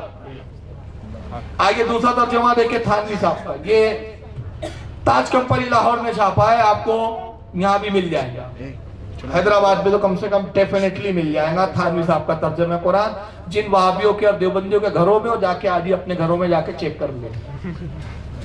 वही पारा वही आयत 25वां पारा सूरह शूरा आयत 52। थानवी साहब तर्जुमा करते हैं, आपको ना ये खबर थी कि किताबुल्लाह क्या चीज है और ना ये खबर थी कि ईमान का इंतहाई कमाल क्या है। थानवी साहब भी कहते हैं कि नबी आपको ईमान का इंतहाई कमाल कि ईमान क्या चीज है, क्या इसकी अहमियत है, कि आपको नहीं पता था, उसका कमाल आपको नहीं मालूम था। ये तीसरा तर्जुमा कुरान मोहम्मद जूनागढ़ी साहब का है जो अहले हदीस जमात से है। ये अपने आप को अहले हदीस बोलते हैं लेकिन मैं इनको अहले हदीस बोलता हूं। ये तर्जुमा सऊदीया से छपा, ये भी हाजियों को बांटा जाता है, छोटे साइज में मिलता है और मैं समझता हूं बहुत सारे हुज्जाज के पास के तर्जुमा कुरान होगा। इन्होंने भी वही आयत पारा 25 सूरह शूरा आयत 52 का तर्जुमा मोहम्मद जूनागढ़ी अहले हदीस के आलिम उन्होंने किया। आप इससे पहले ये भी नहीं जानते थे कि किताब और ईमान क्या चीज है। चलिए अब आखिरी एक और तर्जुमा देख लें। ये अबू आला मौदूदी साहब का तर्जुमा। जमात इस्लामी। मौदूदी साहब जमात इस्लामी के फाउंडर। अबू आला मौदूदी का तर्जुमा कुरान तफहीमुल कुरान, वही आयत का तर्जुमा मौदूदी साहब ने क्या किया। तुम्हें कुछ पता ना था कि किताब क्या होती है और ईमान क्या होता है। यानी मैंने सारी जमातें को अहले सुन्नत का छोड़ के अभी जितनी इनकी जमातें हैं सबका तर्जुमा कुरान बता दिया। थानवी साहब से लेकर अहले हदीस से लेकर जमात इस्लामी तक सबका यही कहना है, सबकी एक ही बोली है कि नबी तू ईमान नहीं जानता था, ईमान नहीं जानता था। मगर हो सकता है कोई चालाक अरबी जानने वाला बैठा होगा, कोई मौलवी होगा इनका तो कहेगा फारूक रजवी देखो कैसे बेवकूफ़ बना रहा है कौम को। अरे भाई अरबी में जो लफ्ज़ लिखा है उसका तर्जुमा तो यही होता है सीधा साधा कि ईमान नहीं जानते थे। वलल ईमान लफ्ज़ आया है, माँ कुंता तदरी, तदरी के मायने नहीं जानना, तुझे नहीं पता था। तदरी यानी नहीं पता था। क्या नहीं पता था? वल किताब वलल ईमान, न किताब के बारे में न ईमान के बारे में। तो कुरान में साफ तो लिखा है कि ईमान पता नहीं था, तो तर्जुमा सही तो है, कहाँ गलत है? ये अरबी जानने वाला आपसे कल कह सकता है, लेकिन उसके अभी मैं आगे जवाब दूं। इसका पहला एक जवाब सुन लीजिए। एक होता है तिलावत कुरान एक होता है फहम कुरान। दोनों में जमीन आसमान का फर्क है। एक होता है कुरान का पढ़ना, एक होता है कुरान का समझना। अगर कुरान पढ़ना ही दलील होता और समझने में अगर सब एक जैसे होते तो कुरान को कहने की जरूरत नहीं थी। ये दिल्लो वही कसीरा वो यादी वही कसीरा, इसी कुरान से बहुत से गुमराह हो जाएंगे और बहुत से हिदायत पाएंगे। तो गुमराह कहाँ होंगे? कुरान को साहिब कुरान के मिजाज से जब नहीं समझोगे, लफ्जी तर्जमा करोगे, ठोकर खाओगे। मंशा कुरान समझना जरूरी है, मंशा इलाही को देखना जरूरी है, पस मंजर देखना जरूरी है। अगर आप कहेंगे कि हर जगह हम लफ्जी तर्जुमा लेंगे तो फिर मैं बड़े अदब के साथ अर्ज करूं कि जितनी जमातें हैं उन्होंने इस आयत का तर्जुमा सबने मिलकर एक जैसा किया। तो ऐसा क्यों किया? वो तर्जुमा ये है कुरान की आयत की, अल्लाह फरमाता है वातसिमू बिहब्लिल्लाहि जमीअन वला तफर्रकू। अब सारी जमात के ठेकेदारों ने क्या तर्जुमा किया? थानवी साहब का वही तर्जुमा, महमूद हसन साहब का वही तर्जुमा, मौदूदी साहब का वही तर्जुमा, मोहम्मद जूनागढ़ी साहब का वही तर्जुमा, वहीदुस्समा साहब का वही तर्जुमा। सबने तर्जुमा किया तुम सब मिलकर अल्लाह की रस्सी को मजबूती से थाम लो और फिरकों में ना बंटो। तो इन तमाम जमात के जिम्मेदारों से मैं एक सवाल पूछना चाहता हूं कि वातसिमू बिहब्लिल्लाहि जमीअन वला तफर्रकू, जो ये आयत के तर्जुमे में आपने किया तुम सब मिलकर अल्लाह की रस्सी को थाम लो, तो मुझे बताओ अरबी जबान में वो कौन सा लफ्ज है जिसका तर्जुमा अल्लाह की रस्सी किया आपने? अरबी का वो लफ्ज बताइए। इस सर पटक पटक के मर जाएंगे मगर पूरे कुरान की इस आयत में जिसका तर्जुमा अल्लाह की रस्सी आया यहाँ पर, वो लफ्ज नहीं दिखा सकेंगे जिसका तर्जुमा रस्सी हो। क्योंकि वातसिमू बिहब्लिल्लाहि जमीअन, तुम सब मिलकर रस्सी को थाम लो अल्लाह की। इसमें एक लफ्ज भी अरबी का ऐसा नहीं जिसका तर्जमा रस्सी बने। इसका तर्जमा क्या होता है? सब लफ्जी बताऊं, तुम सब मिलकर अल्लाह को पकड़ लो। हब्लिल्लाह के मायने होते अल्लाह को पकड़ना। तो मुझे बताएं मजमे में कौन माइकल आले जो अल्लाह को पकड़ सकता है? अरे पकड़ सकता है कोई हो तो खड़ा हो जाए भाई। पकड़ सकता है? हाँ हाँ यार, इतने चुप बैठे थे यार। ऐसे गुमसुम मजमे में तकरीर करने का आदी नहीं हूँ यार। मैं मजमे से बुलवाता हूँ, मेरी आदत है। मैं देखता हूँ कितने बेदार हो, कितने दिलचस्पी से सुन रहे हैं, और जब नहीं बोलते तो मुझे लगता है कि दिलचस्पी नहीं है। इंतजामिया वालों ने 100 रुपए देके बुलाया है और कहा 2 घंटे बैठना है, 100 रुपए लेके चले जाना। फिर ऐसा लगता है मुझे। मैं मजाहन बोल रहा हूँ, माशाल्लाह फील मजमा है। लेकिन आप कुछ बोलते रहिए, मैं जब बोलूं कुछ तो आप अपनी जिंदगी का कुछ इजहार करते रहिए, मुझे ये पता चले कि आप सुन रहे। कोई है जो अल्लाह को पकड़ सकता है? सबने देखा कि अल्लाह को पकड़ा नहीं जा सकता, इसलिए अल्लाह शय नहीं, अल्लाह मादा नहीं, मटेरियल नहीं है। अल्लाह जिस्म जिस्मानियात से पाक। बंदे की इस्तिताअत, ताकत तो कुव्वत नहीं कि अल्लाह को पकड़े। तो सबने कहा भाई अल्लाह को तो पकड़ा ही नहीं जा सकता, तो यहाँ तर्जमा कर दो अल्लाह की रस्सी को पकड़ो। और फिर तफसीरों में लिखा, किसी ने कहा अल्लाह की रस्सी पकड़ो से मुराद दीन है, अल्लाह की रस्सी पकड़ने से मुराद कुरान है, अल्लाह की रस्सी पकड़ने से मुराद रसूल की सुन्नत है, और किसी ने कहा अल्लाह की रस्सी से मुराद अहले बैत है। यानी इनके नक्शे कदम पर चलो, इनकी तालीमात पर अमल करो तो तुम फिरकों में भी नहीं बटोगे, दीन इस्लाम पर सिरात मुस्तकीम पर गामजन रहोगे। ऐसी कई कुरान की आयतें मैं मिसाल में पेश कर सकता हूं कि जहां पर लफ्जी तर्जमा कुछ और होता था मगर एहतियातन तर्जमा वहां कुछ और किया गया, वह तावील से काम लिया गया, वह तशबीह से काम लिया गया। तो मैं कहता हूं जब तावील वहां की आपने तो यहाँ कौन सी मौत आई? ये नहीं देखा आपने कि ये आयत का तर्जुमा अगर हम यूं कर दे कि नबी तू ईमान ही नहीं जानता था तो अकीदे की किन किन चीजों पे ज़र्ब लगेगी। अब कहाँ का ज़र्ब लगेंगे मैं बताऊं? पेट्रोल डॉलर पे। देखिए हमारे बुजुर्ग कह रहे हैं कि अगर नहीं करेंगे ऐसा तर्जुमा तो पेट्रोल डॉलर पे ज़र्ब लग जाएगा। बिल्कुल सही बोल रहे हैं। ठीक है, पापी पेट का सवाल है, आका नज के आका तुम बोलो क्या करना है, जैसा तुम बोलो वैसा। तुम दिन को अगर रात कहो तो रात कहो, ये मामला। अब मेरा एक सवाल का जवाब, अगर यही मायने हैं इस आयत के, यही मफहूम है इस आयत का, यही मुराद है कुरान की कि नबी तो ईमान नहीं जानता था, यानी 40 साल तक नबी को ईमान पता नहीं था जब तक किताब नहीं दी गई, तो सारे जमात वालों से मेरा एक सवाल कि जमात इस्लामी वालों तुम भी आके बैठो, अहले हदीस तुम भी बैठ जाओ, देवबंदी तुम भी बैठ जाओ और फारूक और रज़वी का एक चैलेंज कबूल करो। सिर्फ एक सवाल कि जब नबी 40 साल तक ईमान नहीं जानता था तो मुझे बताओ ऐलान नबुव्वत से पहले गारे हीरा में मुस्तफा फिर किसकी इबादत करते थे?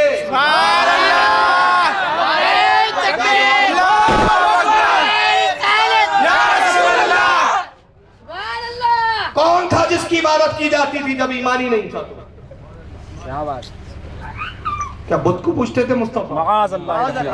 अरे मुस्तफा क्या बुत को पूछे? अबू बकर सिद्दीक ने कभी बुत की पूजा नहीं की, मौला कायनात ने कभी बुत की पूजा नहीं की। मैं उस दौर की बात नहीं कर रहा हूं। ईमान लाने से पहले, ऐलान नबुव्वत से पहले अबू बकर सिद्दीक का तो ऐसा प्यारा वाक्य मिलता है कि 3 साल की उम्र है जनाब अबू बकर सिद्दीक, बाबा अबू कुहाफा पहली मर्तबा काबतुल्लाह में ले जाता, फर्स्ट टाइम तैयार किया माने। अबू बकर की उंगली पकड़ी, कुहाफा ले गया। दोपहर का वक्त था, तेज धूप थी, काबतुल्लाह में कोई नहीं था, साथ में गुलाम है। गुलाम कुछ दूर रुका हुआ खड़ा है। अबू कुहाफा अबू बकर की उंगली पकड़ के आए। हुबल सबसे बड़ा बुत था, खड़ा हुआ था।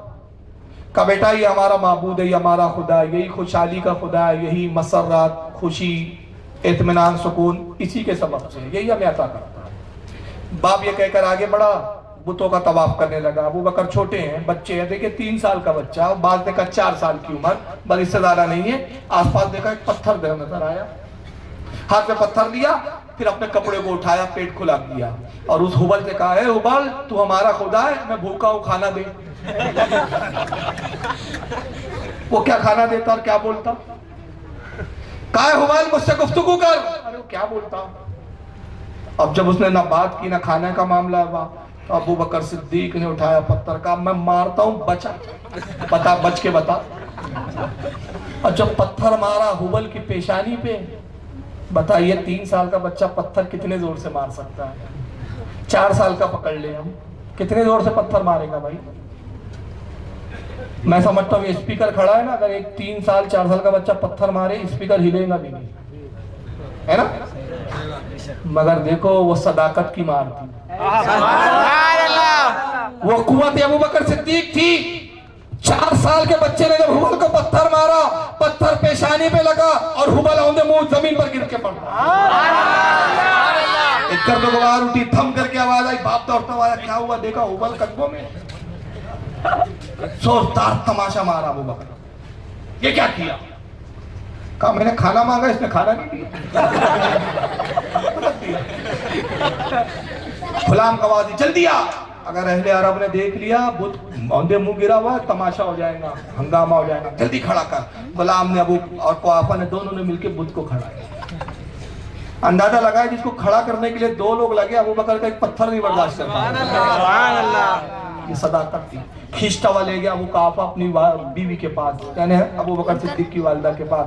कहा पकड़ अपने नाकारा बच्चे को। कहा क्या हुआ? मेरा बच्चा कब से नाकारा हुआ? ये तो बड़ा फर्माबरदार है। कहा गजब कर दिया, आज पहली बारी में इसको ले गया काबतुल्लाह में, इसने पत्थर मार के हुबल को कदमों में गिरा दिया, मैंने इसको जोरदार से मारा, जी चाहता बड़ी सख्त सजा दूं। माँ कहती है, ऐ अबू बकर के बाप, खुदा की कसम इसे तकलीफ ना दे, इसे अजियत ना पहुंचा, ये बड़ा मुबारक बच्चा है। जब ये पैदा हुआ तो मैंने किसी कहने वाले से कहते हुए सुना, एक आवाज सुनी थी, लेकिन कहने वाला मुझे नजर नहीं आ रहा था। आवाज ये थी कि ऐ खातून, तू बड़े मुबारक बच्चे की माँ बनी है, इसकी अच्छी परवरिश कर, अनकरीब वो साथ पैदा होने वाली है जो पूरी कायनात की मालिक होंगी, जिनका नाम मोहम्मद होगा, उनका साथी होने वाला। मैं नहीं जानती मोहम्मद कौन है, लेकिन मुझे इतना जरूर मालूम है कि मोहम्मद कोई अजीम जात है जिनका ये दोस्त और साथी होने वाला। मेरे बच्चों को कुछ ना कहो। अबू बकर सिद्दीक ने बुत की पूजा ना की तो मुस्तफा को क्या तुमने क्या लाया, किस कैटेगरी में लाया कि यार ईमान ही नहीं पता था। चलिए जरा अब एक आगे मैं कुछ तब्दीली गुफ्तगू करूं। ईसा अलैहिस्सलाम अफजल है कि रसूलुल्लाह अफजल है? रसूलुल्लाह बेशक, रसूलुल्लाह अफजल है बेशक। कल ईसाई आए और आपसे सवाल करे कि अगर आपके नबी से, हमारे नबी से आपका नबी अफजल है, अगर ईसा से रसूल अफजल है, तो कुरान में ईसा मसीह के बारे में ये आया पारा 16 है, सूरह मरियम है, आयत 30 है। अल्लाह ईसा मसीह का जिक्र कर रहा है कि ईसा पाक मरियम से पैदा हुए, सुभान अल्लाह, बगैर बाप के पैदा हुए। बेशक जब हजरत मरियम ने ईसा अलैहिस्सलाम को तौलूद किया, पैदा किया, जन्म दिया, हजरत मरियम रोते हुए कहती है, मौला मैं कवारी हूँ, किसी गैर मर्द ने मुझे आज तक छुआ नहीं है, कि बच्चा तूने अपनी कुदरत से तो अता कर दिया, और अब मैं कायनात में कौम में इस बच्चे को ले जाऊंगी, कौम मुझ पर तोहमत लगाएंगी, मुझ में जो है बदकारा और ना जाने क्या क्या कहेंगी। तो अल्लाह ने फरमाया, मरियम गम ना कर, कौम में जा, जब लोग इस बच्चे के बारे में पूछे तो इसकी तरफ इशारा करना, ये बच्चा खुद जवाब देगा, ये दूध पीचा बच्चा जवाब देगा, वो बच्चा जवाब देगा जिसे अभी पैदा हुए चंद दिन गुजरे। हजरत मरियम आती है कौम ने जैसे ही देखा जनाब मरियम रज़ी अल्लाह ताला अन्हा, एक बच्चा लीजिए मेरे दूध का, कहा मरियम किसका बच्चा है? कहा मेरा बच्चा है। कहा अरे तेरा बच्चा है, तू तो कवारी है, किसी मर्द ने तुझे छुआ नहीं था, हम तुझे पारसा समझते थे, तुझे बड़ी नेक सीरत समझते थे, तेरे खानदान में कोई बदकार नहीं, तेरे बाप ने बदकारी नहीं की, तेरी माँ ने बदकारी नहीं की, तू कैसे बदकारा हो गई, कहां से ये बच्चा लाई है? तो मरियम ने इशारा किया, ये बच्चा जवाब देगा, ये बच्चा जवाब देगा। कौम ने कहा कि मरियम तू जानती है बच्चे कहा नहीं करते। कहा अल्लाह का हुक्म है कि जवाब यही देगा, इससे सुनो, इससे पूछो कि खुद किसका बच्चा है, इसकी जात क्या है, इसकी हैसियत क्या है। तो कौम ने पूछा, बच्चे तू बता तू कौन है? अब कुरान हजरत ईसा का जुमला नकल कर रहा है। हजरत ईसा कहते हैं, इन्नी अब्दुल्लाही अतानियल किताबा वजअलनी नबिया, मैं अल्लाह का बंदा हूं, अल्लाह ने मुझे किताब अता की और मुझे नबी बनाकर भेजा। इतनी बात कही है ईसा ने। पहली बात, मैं अल्लाह का बंदा, मैं किसी बुत का पुजारी नहीं हूं, बेशक, सुभान अल्लाह, सुभान अल्लाह, मैं किसी बुत को पूछने वाला नहीं। इन्नी अब्दुल्लाही, मैं अल्लाह का बंदा हूं। अतानियल किताब, मुझे अल्लाह ने किताब भी दी। अभी इंजील नाजिल हुई है? नहीं। अरे इंजील नाजिल हुई है अभी? नहीं। मगर ईसा कह रहे मुझे किताब दी, मैं साहिब किताब बनकर आया। और ये नहीं, वजअलनी नबिया, मुझे अल्लाह ने नबी भी बनाया। तो ईसाई नहीं कहेंगे आपसे, जाकिर नाइक को पकड़ के कहेंगे, जाकिर साहब बड़े डिबेट करने बैठ जाते हो, बेटा हमारे सवाल का जवाब तो दो कि तुम्हारा नबी ईसा से कैसे अफजल, कि तुम्हारे नबी को तो 40 साल तक ईमानी का पता नहीं था, और हमारा नबी पालने में ईमान तो छोड़ो, नबी है ये पैगाम दे रहा है। क्या जवाब है? क्या जवाब होगा मुसलमानों के पास उस वक्त? बताइए। इनके तर्जुमों ने मुसलमानों को जलील और सर झुकाने पे मजबूर किया कि नहीं किया? आया ना? किया ना? आइए एक और मैं वाकया बताता चलूं, बोर तो नहीं हो रहे ना? नहीं। क्लिप पे बहुत दिखाता हूँ, मैं दिखाऊंगा, मत टेंशन नहीं। फजर तक के लिए तैयार। पहले तो मेन बातें सुने भाई, अकीदे की तो बुनियादी चीजें ये है, इन मनुष्यों के थोबड़े देखकर क्या करना है, तो ये चीजें समझनी चाहिए। क्या बात है? इब्राहिम अलैहिस्सलाम अफजल है कि रसूलुल्लाह? रसूलुल्लाह अफजल है ना? हज़रत इब्राहिम से गिरा। और कितने अफजल है हज़रत इब्राहिम से मालूम है? अल्लाह के रसूल हदीस में फरमाते हैं, क़यामत का दिन होगा, मैं अपने गुनाहगार उम्मत की शफाअत कर रहा हूँ। शफाअत जन्नत में जाएंगे, सीने फुलाकर फख्र से जाएंगे, खुद अपने अमाल से जाएंगे, वैसे ही चले जाएंगे नॉर्मल। लोग कहेंगे अरे तुम तो गुनाहगार हो, सीने क्यों फुला रहे हो, अकड़ क्यों रहे हो? लोग कहेंगे फक्र ना करे, हम मुस्तफा के बख्शवाए हुए, और मुस्तफा के बख्शवाए फक्र इसलिए करते हैं कि मुस्तफा हमें जानते, हमें भूले नहीं, फरामोश नहीं। अल्लाह के नबी कहते हैं कि इब्राहिम देखेंगे तो मेरे खिदमत में आएंगे, मेरा बाप इब्राहिम भी आएगा, कहेगा ए मुस्तफ़ा जो आपकी शफाअत से जन्नत में जाता है, फक्र करता है, मैं चाहता हूँ कि आप भी मेरी शफाअत करें। सरकार कहेंगे मेरे बाप ए मेरे वालिद इब्राहिम, आप तो अल्लाह के नबी हैं, अल्लाह ने आपका मकाम बड़ा बुलंद किया, आपको मेरी शफाअत की कोई हाजत नहीं। कहेंगे अल्लाह के रसूल ऐ मेरे बेटे, ये मेरी ख्वाहिश है कि तू शफाअत कर, और मैं जब जन्नत में जाऊं तो मैं भी फक्र जाहिर करूं कि मैं वो हूं जो अपने बेटे की शफाअत से जन्नत में आया हूं। अल्लाह के नबी कहते हैं मैं फिर अपने वालिद इब्राहिम की भी शफाअत करूंगा, और मेरी शफाअत से इब्राहिम के दर्जे बुलंद किए जाएंगे। आला हज़रत फरमाते हैं वो जहन्नम में गया जो उनसे मुस्तगनी हुआ, है खलीलुल्लाह को हाजत रसूलुल्लाह।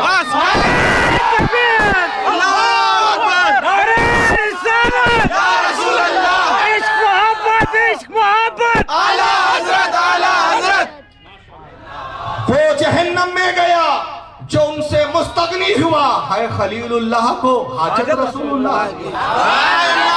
ये उस हदीस की तशरीह। तो अंदाजा लगाए हजरत इब्राहिम से अफजल रसूल हुए कि नहीं? बेशक। मगर आइए जरा इब्राहिम के बारे में कुरान क्या कहता है। अलैहिस्सलाम पारा 17 सूरह अंबिया आयत नंबर 51 में अल्लाह इब्राहिम अलैहिस्सलाम का जिक्र यूं करता है, वलकद आतैना इब्राहिम रुश्दहु मिन क़ब्लु व कुन्ना बिही आलमीन। अल्लाह फरमाता है लोगों हमने इब्राहिम को बालिग होने से पहले ही हिदायत अता कर दी। अब इब्राहिम बालिग नहीं हुए थे कि हमने हिदायत भी दे दी। और यही नहीं, व कुन्ना बिही आलमीन, और हम उसकी निगहबानी भी कर रहे थे, हम उसकी निगहबान थे, हम उसके। कल गैर मुस्लिम कहेंगे तुम्हारा नबी इब्राहिम से कैसे अफजल हो गया जी? इब्राहिम अलैहिस्सलाम तो नाबालिग थे जब भी हिदायत पर थे, तुम्हारा नबी तो 40 साल तक ईमान ही नहीं जानता था। और कैसी हिदायत पर थे हजरत इब्राहिम मालूम है? अगर दिलचस्पी से सुन रहे हैं तो फिर हजरत इब्राहिम का ये भी वाकया सुनाने का जी चाह रहा है। बेशक। हजरत इब्राहिम के जमाने का बादशाह नमरूद खुदा का दावा करके बैठा, मैं खुदा। एक दिन क्या हुआ कि तख्त पे ख्वाब देखता है कि मैं तख्त पे बैठा हूँ, ख्वाब देख रहा है नमरूद। जलजला आया, तख्त से औंधे मुंह गिर पड़ा। ख्वाब में देखा सुबह दरबार में सारे नजूमियों को, सारे छूछा जादूगर गोगाओं को जमा किया, सब आ जाओ। कहा बताओ मैंने कल रात ऐसा ख्वाब देखा, इसकी ताबीर क्या है? देखिए ये कितनी बड़ी मज़ाहिया खेल बात है। खुदा है उसी को नहीं मालूम कि क्या हुआ है, क्या होने वाला है। नजूमियों से पूछ रहा है बताओ क्या हुआ है। नजूमियों ने अपने अटकलें दौड़ाई, कहा कि बादशाह हमारे खुदा, मामला ये है कि इसकी ताबीर ये है कि तेरी हुकूमत में एक बच्चा पैदा होगा, वो तेरी हुकूमत की ईट सीट बजाने वाला है, तेरी खुदाई की धज्जियां उड़ा देगा। कहा से जो भी औरत लड़का जने कत्ल कर दो। अब दाइयां घूम रही है हुकूमत की तरफ से मुकर्रर, जहां भी पता चलता है ये औरत बच्चा जन्ने वाली है, दाइयां निगरानी रखती है, लड़का होता है कत्ल कर दिया जाता है, लड़की होती है छोड़ देते। हजरत इब्राहिम अलैहिस्सलाम की वालिदा हामला हुआ। अल्लाह को इब्राहिम को भेजना मकसूद था, क्योंकि नमरूद का हुक्का पानी यही बंद करने वाले थे। हुआ क्या? जैसी हमला हुई हजरत इब्राहिम की वालिदा, हमल जाहिर नहीं हुआ। मतलब किसी भी औरत को देखने में लगता ही नहीं था कि आप हमला है। जैसे औरतों के पेट बढ़ जाते हैं ना, आपका पेट नहीं बढ़ रहा, नॉर्मल औरतों की तरह काम कर रही है, सिर्फ आप जानती है कि मैं हमल से हूँ। और फिर हजरत इब्राहिम की वालिदा को यह एहसास हुआ कि मेरे शिकम में जो बच्चा है यकीनन वो लड़का है। इसलिए तो अल्लाह ने एहतमाम कर दिया, अपने शोहर से जाहिर किया। सिर्फ जब विलादत का वक्त आया तो हजरत इब्राहिम की वालिदा एक वीरान बहुत दूर आबादी से दूर एक जंगल में जाती है, एक खो में गई, एक पहाड़ की गुफा में गई, वहां हजरत इब्राहिम की विलादत हुई। छुप कर, सबसे छुप कर जाए, किसी को पता नहीं। उसी खो में हजरत इब्राहिम को रखा। अब हाल ये है कि रोजाना 2 बार जाती है, सुबह जाती है दूध पिलाती है और फिर शाम में जाती है। हजरत इब्राहिम दिन में सिर्फ 2 बार दूध पीते और उसी खो में अल्लाह के सुपुर्द कर दिया। कोई जानवर नुकसान नहीं पहुंचाता, कोई जानवर उस तरफ नहीं आता। हजरत इब्राहिम तन्हा उस गार की खो में परवरिश पा रहे हैं। अल्लाह की कुदरत, एक दिन गुजरा तो एक दिन के बाद हजरत इब्राहिम 1 महीने के बराबर दिखते थे। दूसरे दिन आया आप 2 महीने के बराबर दिखे, तीसरा दिन आया आप 3 महीने के बराबर हो गए, चौथा दिन आया 4 महीने के बराबर, 12 दिन गुजरे आप 1 साल के बराबर दिखते थे। इतनी तेजी से परवरिश हो रही है। क्यों? अल्लाह की हिकमत ये कि जब बाहर आए नमरूद के सामने तो नमरूद समझे बहुत पुराना बच्चा है, अभी का नहीं है, कत्ल ना करा। जब 12वां दिन आया, 12 दिन में 1 साल के पहली मर्तबा गार से बाहर कदम रखा। इसका जिक्र कुरान ने किया। रात का वक्त था, जब आए तो देखा चांद चमक रहा है, चांदनी रात। फरमाया हाज़ा रब्बी, क्या ये मेरा रब है? अब ये ना समझे आप कि हजरत इब्राहिम मादल्ला चांद को रब कह रहे हैं। ये जुमला इस्तिफामिया है, ताज्जुबिया जुमला, एक्सक्लेमेटिव मार्क्स जिसको, या एक्सक्लेमेटिव सेंटेंस जिसको कहते हैं। हाज़ा रब्बी, क्या ये मेरा रब है? मतलब ये मेरा रब नहीं है, ये इनकार है। आप देखते रहे बार बार कहते हैं हाज़ा रब्बी, क्या ये मेरा रब है? Question mark. रात खत्म हुई, चांद गायब हुआ, सूरज निकला, कहा हाज़ा रब्बी, क्या ये मेरा रब है? ये तो पहले वाले से बड़ा है। ये भी जब डूब गया तो आपने फरमाया मैं डूबने वाली चीज को, डूबने वाली शय को पसंद नहीं करता। मेरा रब वो है जिसने चांद और सूरज को पैदा किया। 12 दिन में हजरत इब्राहिम जानते हैं रब कौन।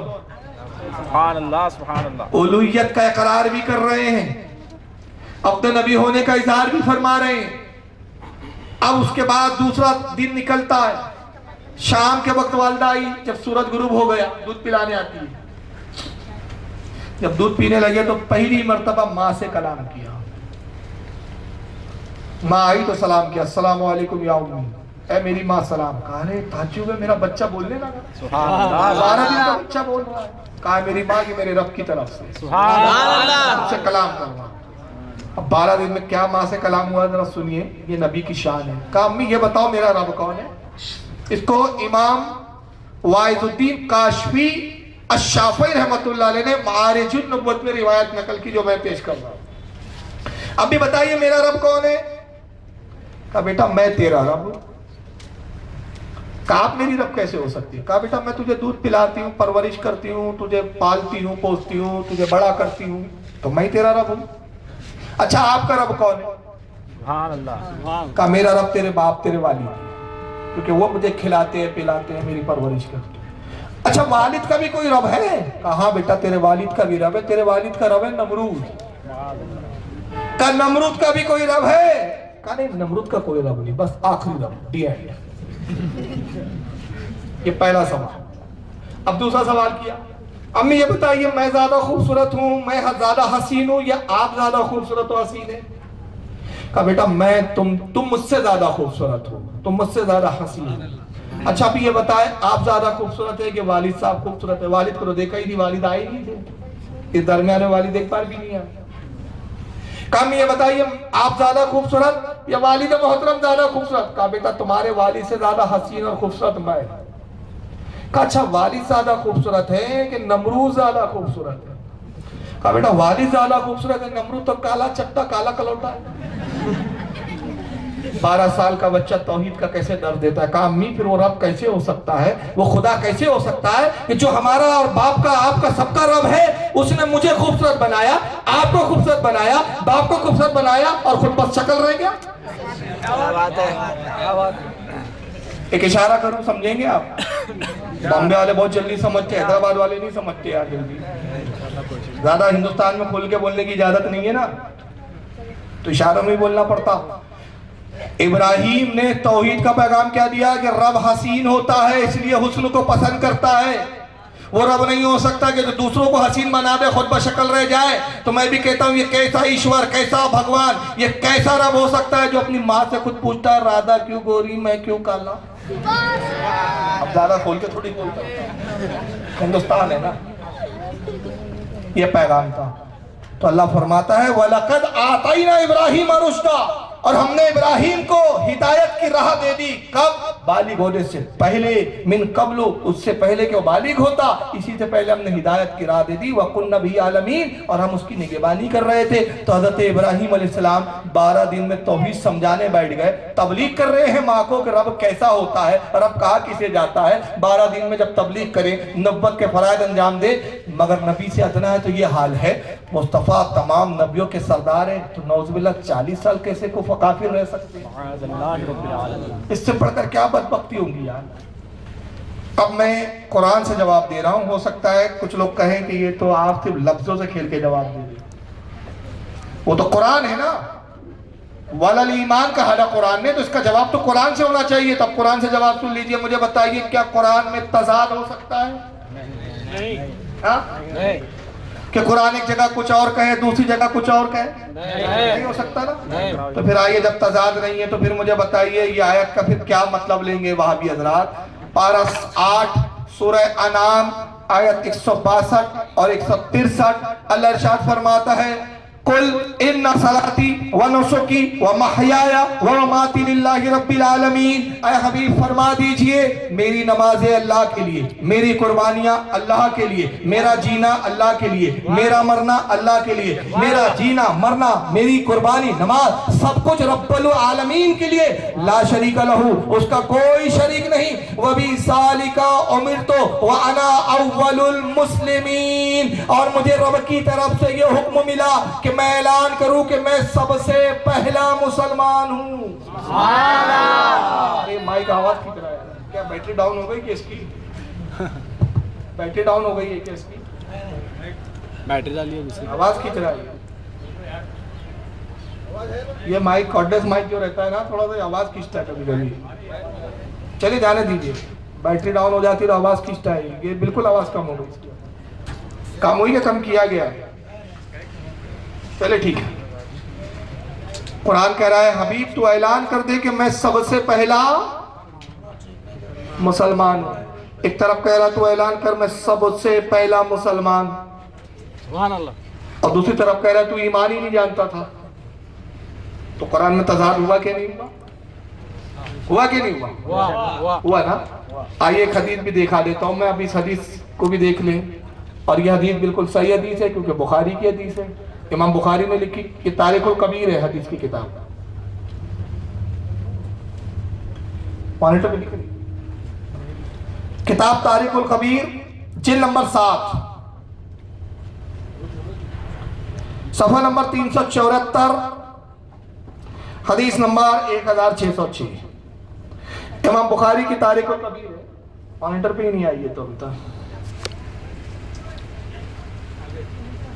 तारीखुल कबीर ये छापा भी सऊदिया वालों ने, जिल्द 7, हदीस नंबर 1606। हज़रत मैसरा साहब रसूल है, उनसे रिवायत है। इमाम बुखारी पूरी सनद बयान करने के बाद कहते हैं अन मैसरतिल फजरी काला कुल्तु या रसूलुल्लाह मता कुंता नबिया। हज़रत मैसरा कहते हैं कि मैंने रसूलुल्लाह से पूछा, अल्लाह के नबी, अल्लाह ताला ने आपको कब नबी बनाया? आप नबी कब थे?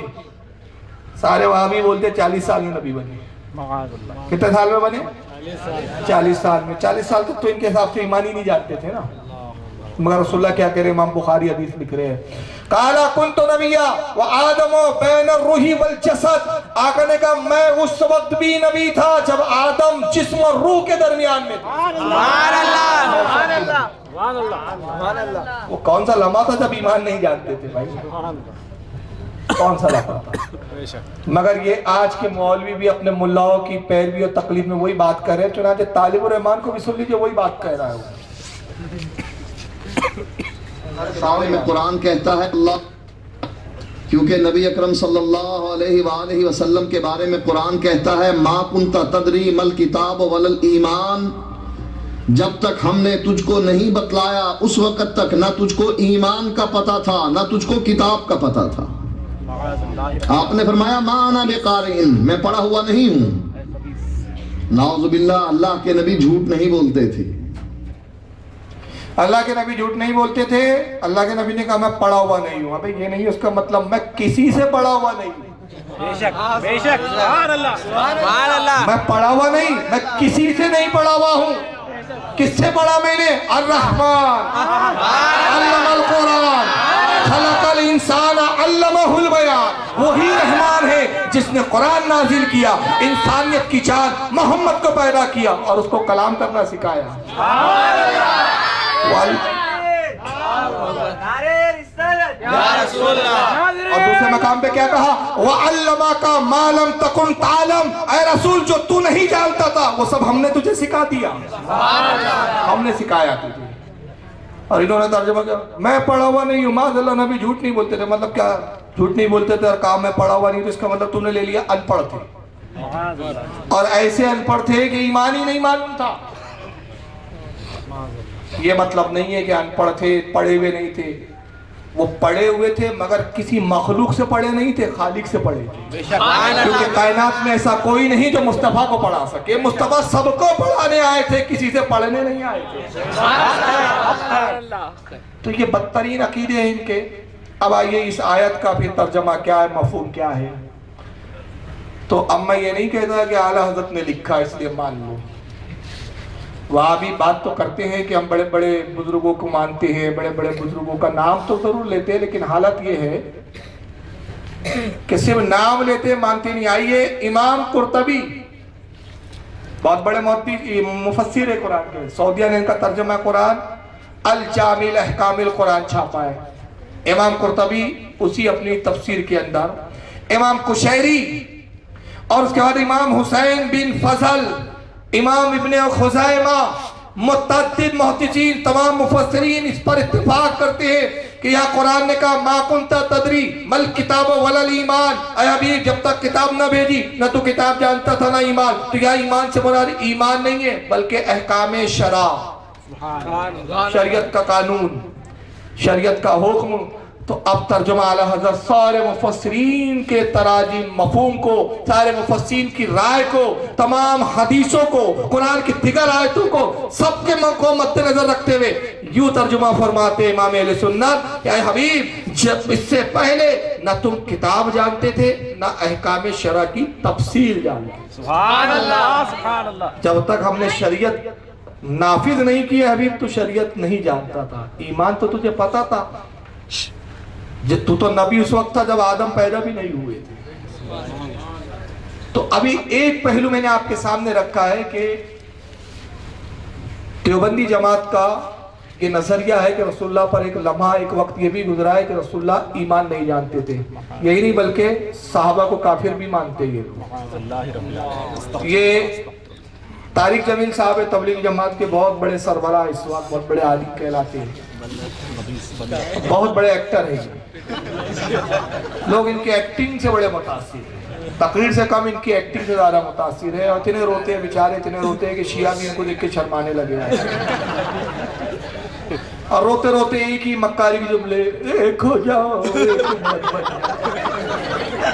आपस के इख्तिलाफ कर दो, एक दूसरे की मस्जिद में नहीं आते हो, एक दूसरे के पीछे नमाज नहीं पढ़ते हो। ये पैगाम तालिबान को कब देंगे आप? लश्कर कहर वालों को कब समझाएंगे आप? जैश मोहम्मद को कब बताएंगे आप? दाइश को कब बताएंगे आप? ISI को दर्श कब देंगे आप? ये जितनी तंजीमें, Daesh, ISI, Taliban, al Qaeda, Jaish Mohammad, लश्कर कहर, सारी तंजीमें इन वहाबियों की तंजीमें। बेशक बेशक। दरगाहों को तुम उड़ाते हो, उस वक्त नहीं होता एक जाओ। मज़ारों पे बम तुम रखते हो, औलिया की कब्रों की बेहुरमतियां तुम करते हो। कौन से वली है जिसके साथ इन्होंने बेहुरमतियां नहीं की? यूनुस अलैहिस्सलाम की कब्र को इन्होंने उड़ाया। ज़ुहैर इब्ने कैस जैसे जलील कद्र सहाबी की कब्र को इन्होंने बम से उड़ाया। उदैर इब्ने हदीस जैसे सहाबी की कब्र को उड़ा दिया। खालिद इब्ने वलीद की कब्र को उड़ा दिया। मोहिउद्दीन अलाय जैसे वक्त के वली कामिल सोमालिया की उनकी कब्र को उड़ा दिया। अरे 2 साल में 700 औलिया की मज़ारों को बमों से उड़ा दिया। इससे बढ़कर और क्या आतंकवाद होगा? वहां जनाब तारिक जमील उन्हें नहीं समझाते कि ये क्या कर रहे हो, इस्लाम को क्यों बदनाम कर रहे हो आतंक के नाम पर, बमों के नाम पर। हमें समझाने आते, एक जाओ नमाज पढ़ने दो, हम कभी मस्जिद में आने दो। ये सब मक्कारी है इन जमातों की। ये सबसे पहले सुलह कुल्लियत पैदा करते हैं, उसके बाद इनको जरूरत नहीं पड़ती, आदमी धीरे धीरे खुद ही वाबी बन जाता है। पहले पिलपिला बनता है। देखिए जब तक आम सख्त है अच्छा आम होता है, और जैसी पिलपिलाहट आती है फिर उसको सड़ाने की जरूरत नहीं, तनस में रखने की जरूरत नहीं, बाहर तो वैसी सड़कें खराब हो जाती है ना। आम को कैरी बोलते हमारे यहाँ, जो हरा आम होता है, उसको अगर पिलपिला करना हो तो पहले तनस में रखना पड़ता है, तनस में पक जाता है। अब जब पक गया तब तनस में ना भी रखो तो वैसी पक के और ज्यादा सड़ जाता है। तो ये पहले पिलपिला बनाते हैं, मालूम है पिलपिला कर तो सामने वाला खुद ही अपना बन जाए। आइए जरा इनकी गुस्ताखी को मुलाहिजा करेंगे। ऑडियो जो इनकी वेबसाइट पर डाला हुआ, यूट्यूब पर भी मिल जाएगा आपको। तारिक जमील साहब क्या कह रहे हैं जरा सुनिए इसमें। यूं सुन लो, इस तक सहाबा को काफिर कहने से आदमी काफिर नहीं होता। ये अपने ही अकाबिर के फतावा में मैंने पढ़ा है। एक आदमी कहता सारे सहाबा काफिर थे, इस पर इसके कुफर का फतवा नहीं आएगा। आवाज समझ में आई? अल्फाज सहाबा को काफिर कहने से आदमी काफिर नहीं होता। अल्लाहु अकबर। अरे भाई, जब सहाबा को काफिर कहने से आदमी काफिर नहीं होता तो फिर ये क्यों रोते हो? जब हम तुम्हें काफिर कहते हो तो फिर क्यों सबक सिखाते हो? काफिर को भी काफिर नहीं कहना चाहिए। मक्कारियां करोगे यार, कितना कौम को गुमराह किया है लोगों ने। सहाबा को काफिर कहने से काफिर नहीं होगा। थानवी को काफिर कहो तो बड़ा बुरा लगता, गंगोई को काफिर कहो तो बड़ा बुरा लगता, नाना तवी को काफिर कहो तो बड़ा बुरा लगता। कहने लगता है कि साहब ये सुन्नी बरेलियों के पास कोई काम धाम नहीं है, जिसको देखो उसको काफिर बनाते रहते हैं, उसको काफिर, ये काफिर, वो काफिर। मैंने कहा खुदा की कसम, बरेली में काफिर बनाया नहीं जाता, तुम गुस्ताखियां करके काफिर बन जाते हो। बरेली से सिर्फ बताया जाता है। अरे तकबीर,